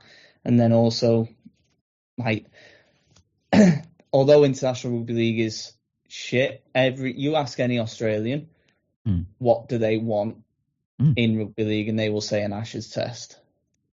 See, I don't. Yeah, well, I'm just all right. Well, let's change it. 90%. Okay. 90% of Australians, I reckon, will be like, yeah, an Ashes test that they'd want to see. You will find very few Australians at all that will, if you say to them, would you like International Rugby League to be better? They'd go, of course. Like, of course we do. But it needs to be done properly. And there's been too many, too many things that have been started and stopped and then poorly run. And then, also, I was thinking actually today about the World Cup because I was watching World Cup highlights and I was thinking about. Hey? From 22 or just a general highlight? No, from 22. I was watching Samoa versus Australia. Right. Oh, right, yeah. Highlights. And I thought you meant like Greece v England. No. Something like that. I was like, all right. God, it's hard enough. It's hard enough watching that shit the first time. But I was watching it and like just things like for whatever reason, the International Rugby League said, we want you to give squad numbers because we're going to sell a hell of a lot of jerseys. And Australia was like, but that's not how we do it in this sport. Like, you don't own your number. You kind of get it on leading into the day. And they're like, no, we're doing it. You got to give us numbers. And they're like, all right, here's our numbers. And they just listed everyone alphabetically. And then the International Rugby League is like, no, not like that. How dare you? It's like, what are we doing? What the fuck are we doing, man? That was like the greatest thing when you seen like was it Addo Carr with number 7 on his shirt? Yeah, I think Nathan Cleary was number 14. And yeah, but like it was the greatest thing ever.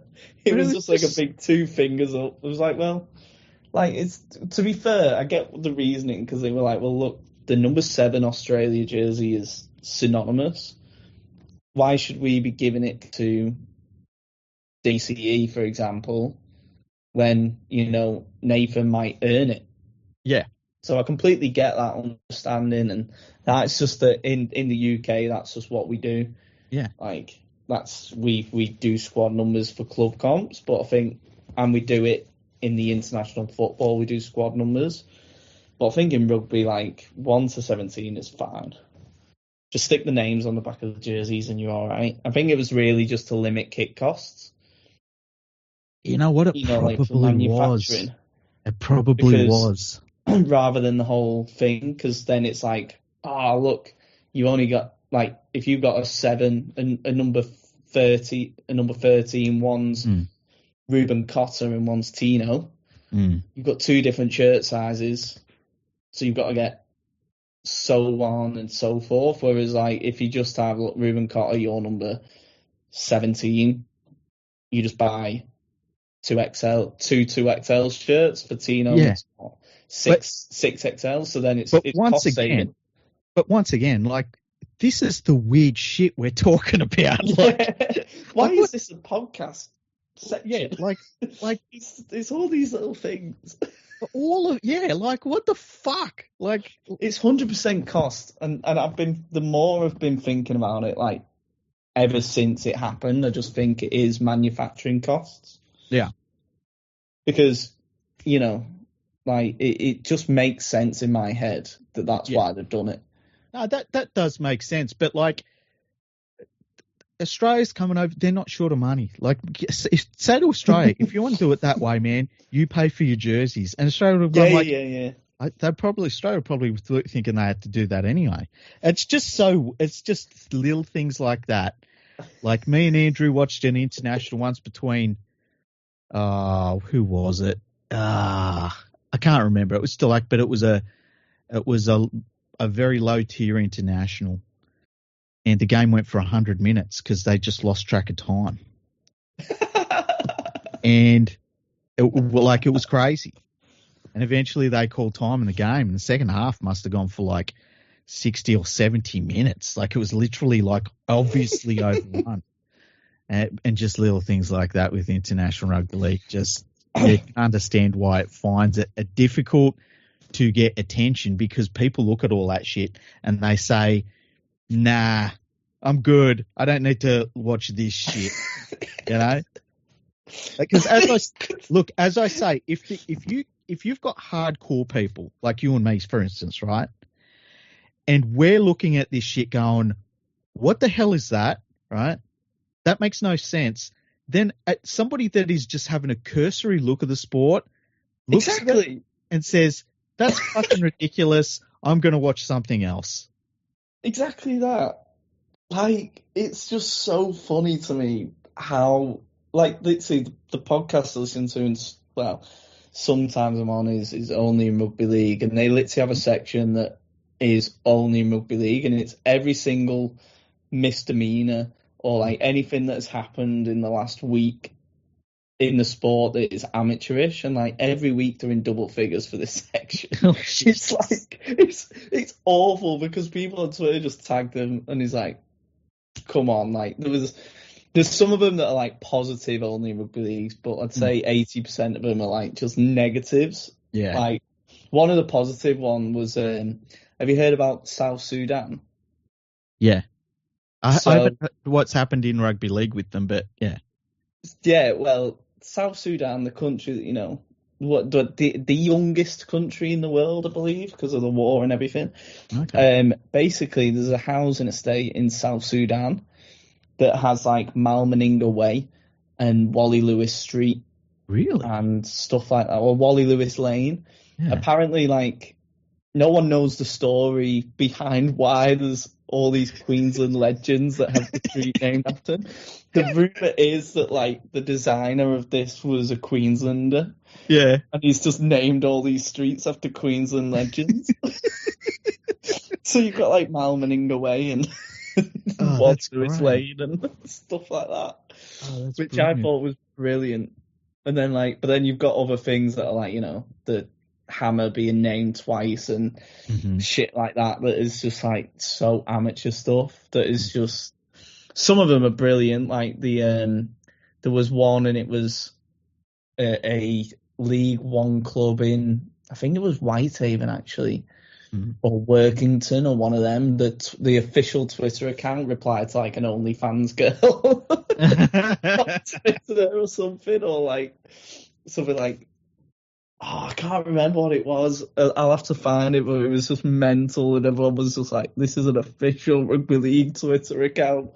I saw the International Rugby League replied once to a tweet by an Australian politician called Pauline Hanson. Oh, yeah. And somebody obviously hadn't logged out of it.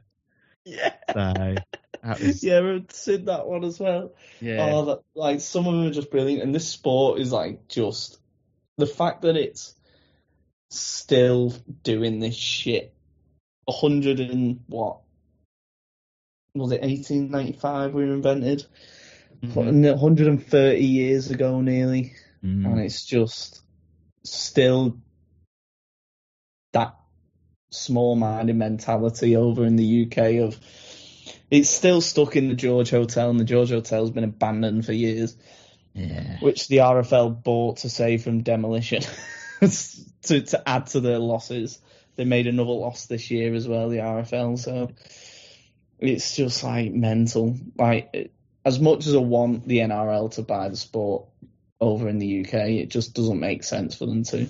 Nah. And it makes zero, like, it would be sackable offence stuff. Like, say Peter Volandi's got a bee in his bonnet and was like, no, I'm going to buy something in the UK.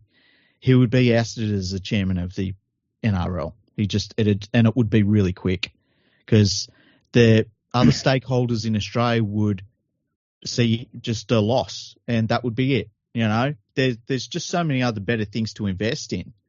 I think the more likely scenario is they just wait for whatever's going to happen in England, and it sucks. Like, we don't want to see it fucking die off, right? But it's going in the wrong direction. Yeah, I just think it's more likely that the NRL waited until a point where they could just start their own competition. They completely own. They own the clubs, they own everything, and they go from there. I think that the idea that they could consult, and because, you know what rugby league's like. Like, look at when Marwan Kokash bought the Salford Red Devils. Everyone started sticking their hand into his pocket. Everyone. And that's what the NRL would see happen with them. You know, everyone would start sticking their hand out for money. And we've seen that happen before when Super League come along in England, and there was heaps of money there, and not £1 of that money went into anything that built anything. Like, nothing come of it. It just all nothing built foundations. It just all went to the club's pockets. And by that, I mean, like, the bigger clubs invested, but the smaller clubs just fed it into their own trough. Yeah, but it's not even like you can say, well, the Super League come along and, you know, this team built a new stand even, or something like that. It just all went. There's a lot of teams like Warrington Saints, Widnes did it, but it probably went to their demise. Salford obviously got a new stadium. Like, there was clubs that got new stadiums, but a lot of the Yorkshire clubs Leeds were probably the only Yorkshire club that went out and sought a new stadium, but all the others just like happily just took the money and continued being shit. And I don't know where the money went for some of them clubs like Cass. Cass probably they put in plans to redevelop probably about 7 times. And I remember that. I think it costs about 100 grand. They'd have a new stadium design every fucking 18 months, and it was just ridiculous. It's like, oh, we've got a new plan. Have you found somewhere to build it? No. Well, that is your problem. Stop it with the plans and get someone to build it. Oh, yeah, but we don't want to leave here. Well, are you going to demolish it and rebuild it on the ground? No, we're not going to do that. Okay. Well, the council have said you can do this design on the place that you've got. Do you want to do that? No, we want that design. Okay, well, are you going to move from where you are? No. Okay, we're going to have another stadium design. Yeah. It's just like, fucking literally like that. The council went, look, you can have that design on the ground that you are in, but you'll have to move out of the ground for a couple of years while it gets developed. No, we don't want to leave our ground. Even for like a year or 2? No. Okay. And then it's just been the same ever since. Now, to get around the IMG things, right? Basically, IMG allowed for the original gradings, allowed teams just to send them the data and didn't review it independently. Oh, really? So that's typical rugby league fashion. Yeah. In August this year, they said, yeah, we're no longer going to do that. We're going to go and inspect everything that you've done in order to accurately grade clubs, because teams like Cass basically just tick boxed.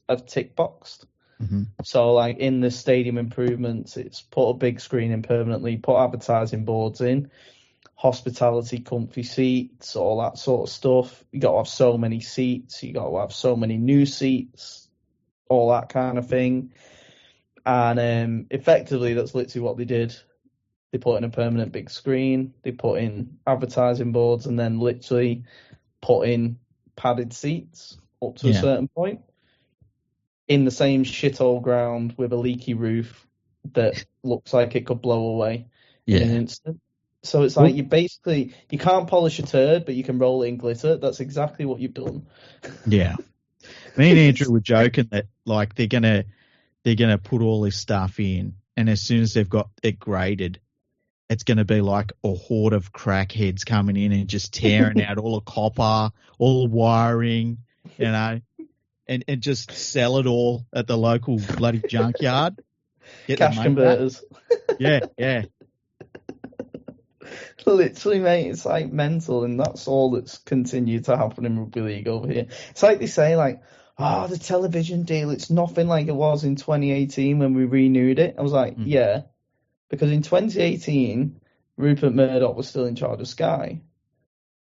Super League was Rupert Murdoch's child. He always overpaid for the sport. He always gave it more money than it was worth because he still wanted it to succeed, even though it was an abject failure for years and years and years. So, of course, in 2018, it was a huge deal. It was what? 40 million, I believe, at its peak, which was a record breaker. 2 years later, he sold it off.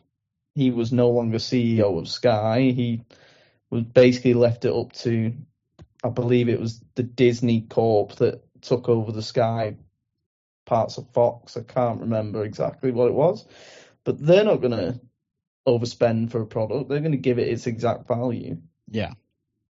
And they did. They dropped it by 16 million. So then Super League Club, year on year, that, by the way, it was 40 million a year. It dropped down to 24 million a year.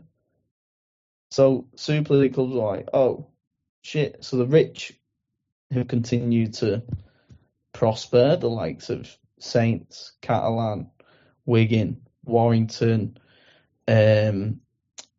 Leeds, you know, Hull KR now because they got new investors on board. Hull FC have gone down because he stopped investing all of his money effectively. Mm. Like your big 7 clubs really have continued to go. Huddersfield have invested heavily. They've just not done good enough on the pitch. But like all the other clubs, now Wakefield have a new owner, they're investing heavily. So like, but all the other clubs have just continued to scrimp and save. And, you know, Cass got another investor on. How much he's putting in, no one actually knows. So it's one of them. It's like, there's so many positives that can happen in English Rugby League, but there's so many negatives that outweigh them positives. Yeah. Like for the NRL, in the next 5 years, I reckon if Peter Volandis worded it differently, so rather than I'm going to take over the RFL, he went, right, kind of like what you were saying, setting up their own competition, but he put the feelers out now to the 7 big clubs plus Toulouse and London, and you know what, we'll stick Wakefield in because they are one of the richest clubs now. If he went to them 10, look, I'm going to start my own 12-team competition in Europe. I want them 9 definitely, whether Wakefield or not, but them 9, big 7 plus Toulouse and London, and then go, right, I want you 9, and I'm going to stick 1 in Berlin, 1 in Amsterdam, and 1 in Paris, say, or somewhere like, well, another European city, let's say, even somewhere like, I don't know, Dublin. You know, someone that's got a rugby, even though it's rugby union, a rugby base, but you can sell the drinking culture of rugby league, etc. And like to the fans and the people, have that, and then go, look, that's a 12-team comp, and we're going to manage that. Do you guys want to join? Yeah, they would license it, but they, instead of worrying about feelings and shit, they just wouldn't. They'd say, show us your books, and they'd have. Yeah, that's what I mean. As in, yeah. Obviously, like every Super League club makes a loss, but it's more like how much the owners are willing to invest is what I mean. If they'd have to go off rather than your books necessarily. I think one of the things that people in like, and I get it, because it's not people in that are rugby league fans in the UK. It's not their job to know about the finances in the NRL, but I don't think they understand how far out there the NRL is with their finances. Like, it's not just the salary cap and television deal. No, it's the like leagues clubs. They leagues clubs that, like, the NRL makes hundreds of millions on merchandise alone. Yeah. The TV deal next time around is going to be even bigger than it is now. It is literally $1 billion industry over here, and I honestly think that a lot of people in the UK don't realise it, which is fine. But it's like the differences are so massive. Like, even with the $10 million salary cap, which is gigantic, the NRL pays for that with absolute ease. Like, if they wanted to, they could probably do a $30 million salary cap and still be pretty well off, you know. And where Australian Rugby League has really built itself up to a point where it can get to where they can say, we're looking at 5 different expansion clubs and we'll pick what one we want. Yeah.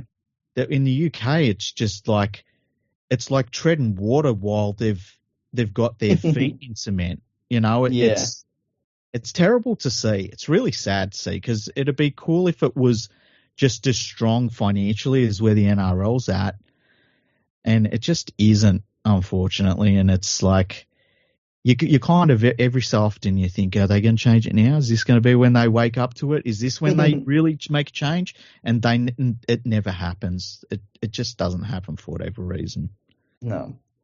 So that's what I like, yeah. That's why I'd love for them to go, you know what, RFL, you guys can just run your, like kind of what the ARL have done, where they run like Queensland Cup, New South Wales Cup, under the jurisdiction of the NRL. Yep. I want them to do that with the RFL. Just go, look, we're setting up our competition. The big clubs are coming to us. We'll let you guys run Yorkshire and Lancashire divisions or whatever, or like Southern we'll take care of the southern divisions and we'll grow the game there. Like, and you guys come to us and like we're your bosses rather than yeah. You know what I could see happening? I could see. I tell you the easy way to do it would be if the NRL run say it was a 14-week competition. There was an invitation competition. An invitational. Yeah, where it was like we're going to have like these teams that we set up in these areas, and they would look to target the media markets, but they might invite other clubs to take part in it as well. And that way they could say, we're not taking anything over, we're just running a short-term tournament. And test the waters. Yeah, and it would limit their expenses. It would limit having to deal with the political staff because they're not funding, Junior Rugby League and all these other rugby leagues. They're just running a tournament, and that might be the way they get their foot in the door. That's an easier test the way. Waters. Yeah, and then you can see if there is a market to go all in and all out. Yeah. But yeah, I guess we'll see what happens over the next 50. They could even use then also like not just the expansion teams they set up, but also use some of the Queensland and New South Wales Cup teams as well potentially. Yeah. Because that'd be like a standard of some of the, especially for the expansion teams, like lend them players to in order to fill up, and also use local development players, especially in the French areas and the Netherlands and stuff like that. And then that gives them experience of playing with actual Australian athletes that have played the game since the age of 18 months when they first kicked a rugby ball and passed a rugby ball, and you know what I mean? So then you could do that. You can have 7 Queensland Cup and New South Wales reps in each expansion team, and that can be like your development of them, and also gives them experience to travel around Europe playing the game rather than them just going Super League at 24 like David Armstrong and the thing that the Rugby Football League and Super League need to be prepared for is that there's going to be one of these TV deals that are done where if the Super League deal keeps getting smaller, their broadcasting deal, and it seems like that's the way it's continued to go, and the NRLs continues to grow, there's going to be a point where NRL clubs are going to be able to offer like any player in Super League, just whatever. Like if say the NRL got to a point where they're literally spending $30 million a year each team on their salary cap, where all top 30 of their players are averaging $1 million. They're not all going to be on $1 million, but if that's the average salary, the NRL clubs are going to start to be able to offer the biggest stars in Super League money to play for their New South Wales Cup and Queensland Cup teams, and it be a depth thing. Like they just hoover up all of the talent just because they can, and it's like I think that's something that even New Zealand Rugby Union has been talking about recently, where they're like, look, things in Rugby Union here are going okay, but right next door we've got this behemoth that if it turns its attention to us like the Eye of Sauron, we're fucked. And that's what I think a lot of these competitions need to start to get themselves in order with, because just on the trajectory of things, if the NRL's fucking TV, it might not be the next one, it might be the one after that, but it's going to get to a point where the NRL is so big and so just flushed with cash that they're going to literally be able to do whatever they want, to the point where they might want a player and just buy the entire club just to get the player because they can afford it easily. Like weird shit like that. And it sounds outrageous, but I would never have thought that they were going to make a PNG team that's backed $600 million by the Australian government alone. That sounds outrageous. And that's happening.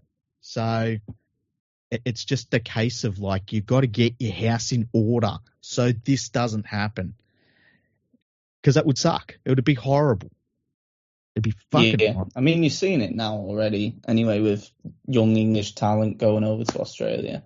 But I think that there's differences, though, because not everyone's motivation is money. Like, even if the money is fast. So, like, Jack Wellesby, for example, he had 5 offers from the NRL. And he decided against that because he wanted to be with his family over anything. Which some like James Roby, he turned down, I think, over 10 offers throughout his career to go to Australia. And he kept turning down. His last offer he got was at 33 years of age from Parramatta Eels. So, like, there are certain players that, like, it just doesn't matter to them. Like, money, it is family that is general orientated. But the bigger one to keep an eye on is, like you say, the New Zealand Rugby Union, really. Like, they must be flapping it a lot because there's only so many people that can play for the All Blacks. But there's a lot of big, powerful... I mean, I know everyone loves a Fijian winger, but, like, a Kiwi winger, Jesus, some of them are genuinely unreal. I mean, you only have to look at, Finakl back in the day. He was probably my favourite winger I've ever seen play rugby league. Yeah. As weird as it sounds, because he was fast and so strong. Like, he was a monster. And, like, you've got this effectively after probably 2 TV deals, like you're saying, you'll probably have an unlimited salary cap effectively because no one else can compete, is what I mean. Like, it's not obviously unlimited, but no one else would be able to compete. Not rugby union, not anything. It's going to be strange when it gets to that point, because I think they could have been doing a lot of stuff, but they've been, because of the foundations of where the game has been, especially after the Super League war, there's still a fiscal conservative mindset in a lot of ways in the Australian game. And that's, you see it in the way now that everything has to be covered. Like, you can't do anything that loses money in the Australian Rugby League system. Not one thing. And so, you know, as I say, the salary cap's $10 million, which sounds outrageous, but that is covered super, super easily by everybody within the game. But there is going to be a point where it's like, you can only put $50 million in the bank every single year, which is what they do now, until somebody says, hey, let's spend a little bit of this money. Let's do a little something. And, yeah, I think that eventually the NRL is going to say, hey, let's have 4 New Zealand teams, and guess what we're going to get the talent from? And it's going to be interesting when that happens, because... That's why, for me, like, the next expansion team has to be a second New Zealand team. Yeah. Because you've got to capitalise on the downfall now, because you can only see it last year with the Up the Wire movement. Like, you've got to capitalise on it ASAP. Like, it's huge over there at the minute, and you've got to capitalise when it's at its peak. Surely. Like, you can't... And it's not like a stock exchange where you buy on its slump and then hope it raises. In this sort of sport and industry, you've got to capitalise on these moments when the competition is so steeped in tradition. In rugby union. Like, for me, it's got to be a second New Zealand team, Perth, before you even think about PNG, because it's not got the infrastructure. And if you have an expansion team that doesn't have the infrastructure, all you have to do is look at the past. It does not work. Yeah.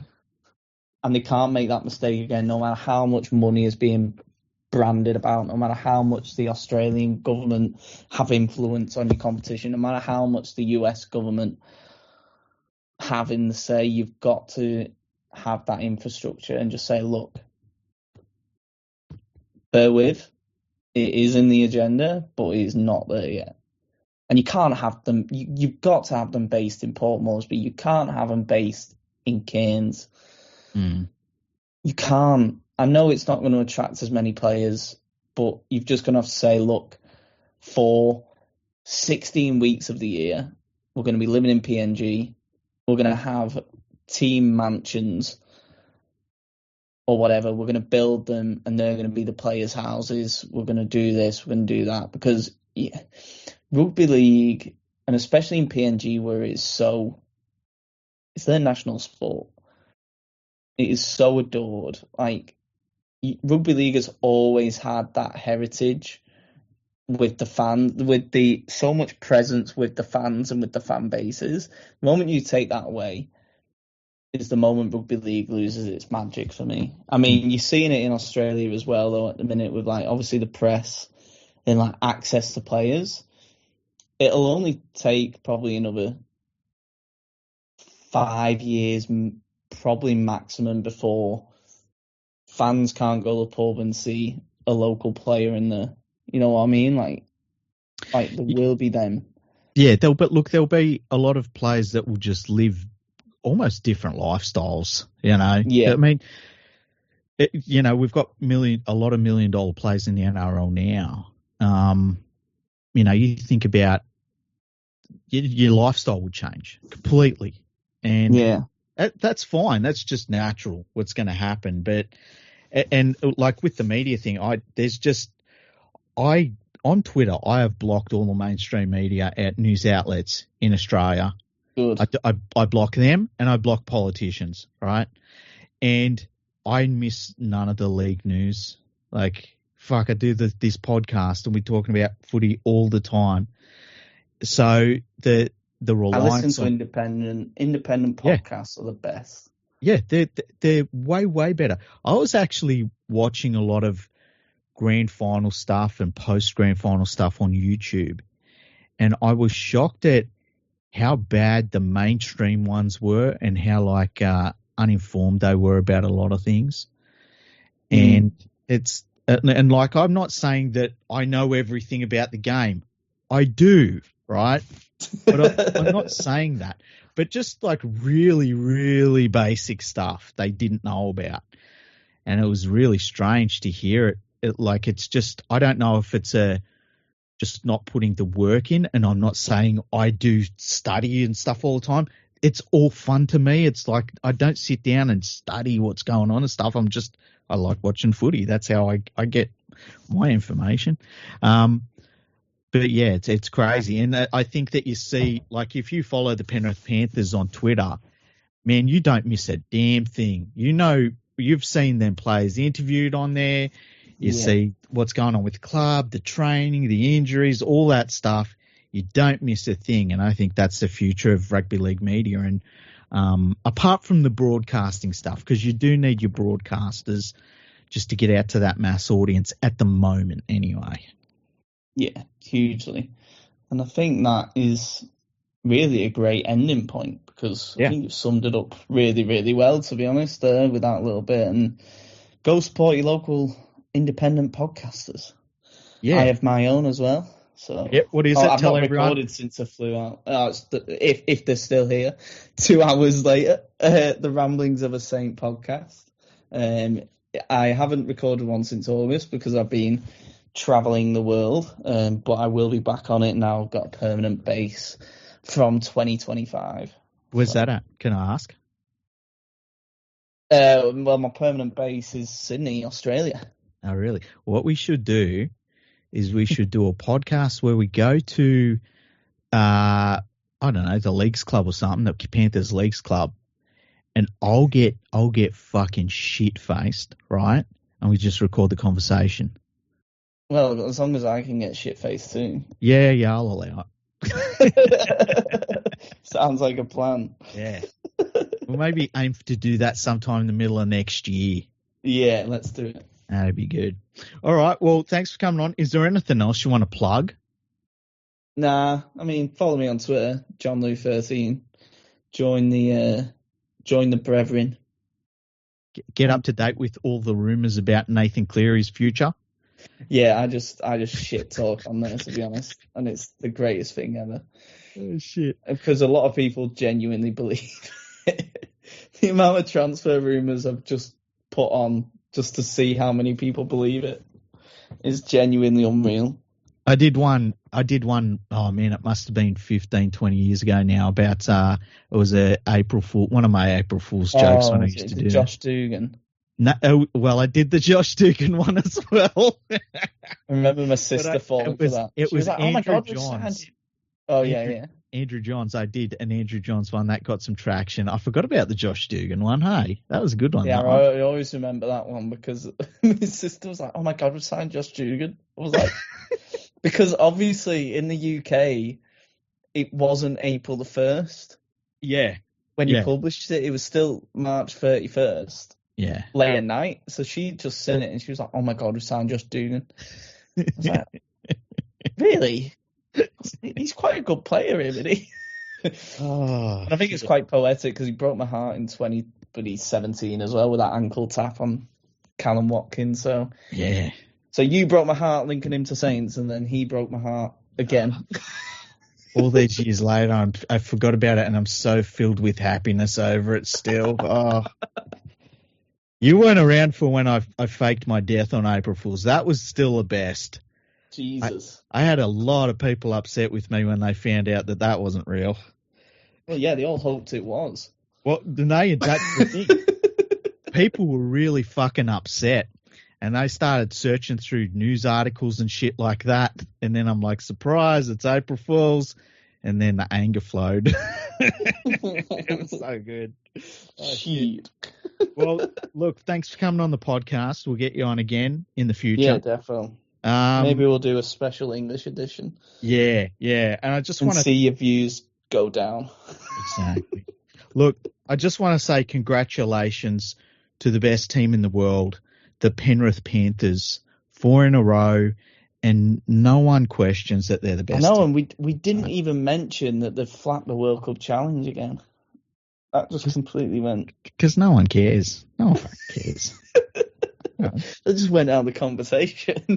They just straight up went, nah, we're just not playing in it. This was they got fed up with losing them, so they just went, nah. The crazy thing for me, because I've always felt the same way about the World Club Challenge, no matter who's in it. So that's cool because I'm consistent. But the thing about watching it when it last was played, and people were just like, even English people like, oh, this is fucking ridiculous. I wouldn't be surprised if they don't play this again. And it was like, with the Jake Wardle try. Oh my God! So just and then the same referee did the same thing near enough in the Hull KR game against Warrington, and even the player admitted that he got nowhere near the crowd. Yeah. And then he got dropped from referee in the final. There was some. It was the Lee Leopards versus Wigan semi-final, and I chucked that on. And the first five, it was shit, but the first 5 minutes there was fuckery, and I was like, yeah, I'm out.